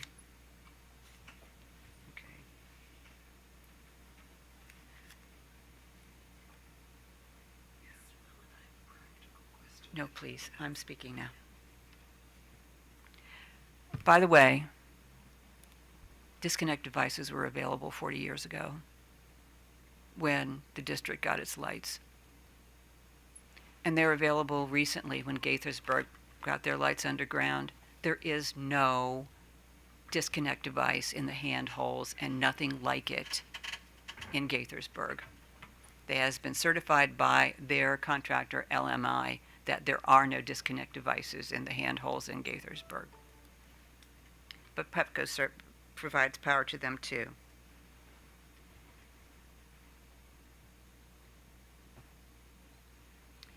Right now, on municipal operated systems, when Mr. Woodbury's or other contractors work on them, they don't turn off, they don't break the fuse. I think you're beginning to become a little repetitive here. I'm sorry. Yeah.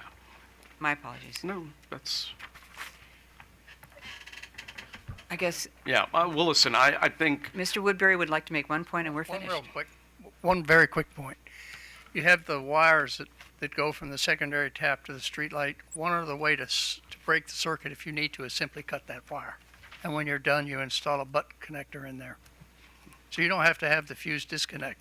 Now, I will admit that fuse disconnect device, though, then provides you with a future way of breaking and making that connection that's easier, and you don't have to do a second butt connector. Okay.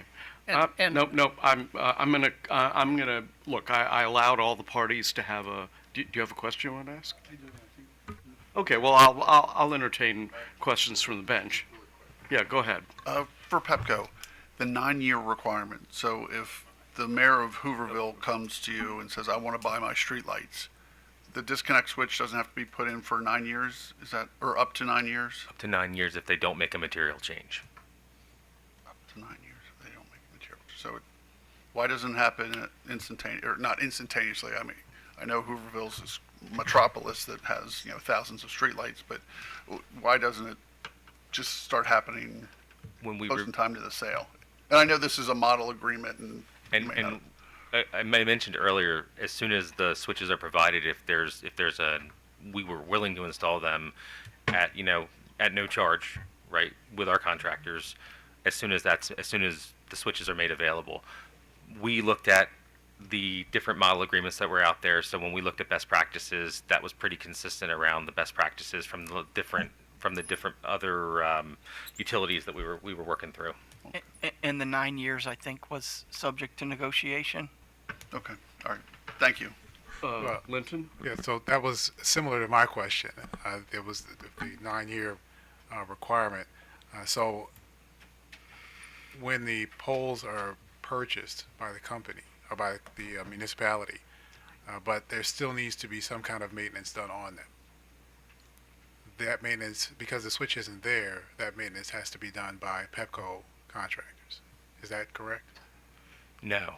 So basic maintenance wouldn't require a disconnect. So if you needed to change the bulb, say it was still an HPS, and you were changing the bulb or changing the photocell, that would be done by the municipal contractor, and that wouldn't require disconnect. So is there any work on that pole that would require the disconnect that hasn't been installed yet, even though the municipality has acquired it? So if they wanted to change the head, that would be a time where we would want to install the disconnect. But if there was a fault in the wire that was there, where they had something go wrong, then that would also Change the what? the wire. Oh. The wire itself. Yeah, so the wire, the head, that's when we would look at installing disconnect. So that's what the language is written for the 9 years.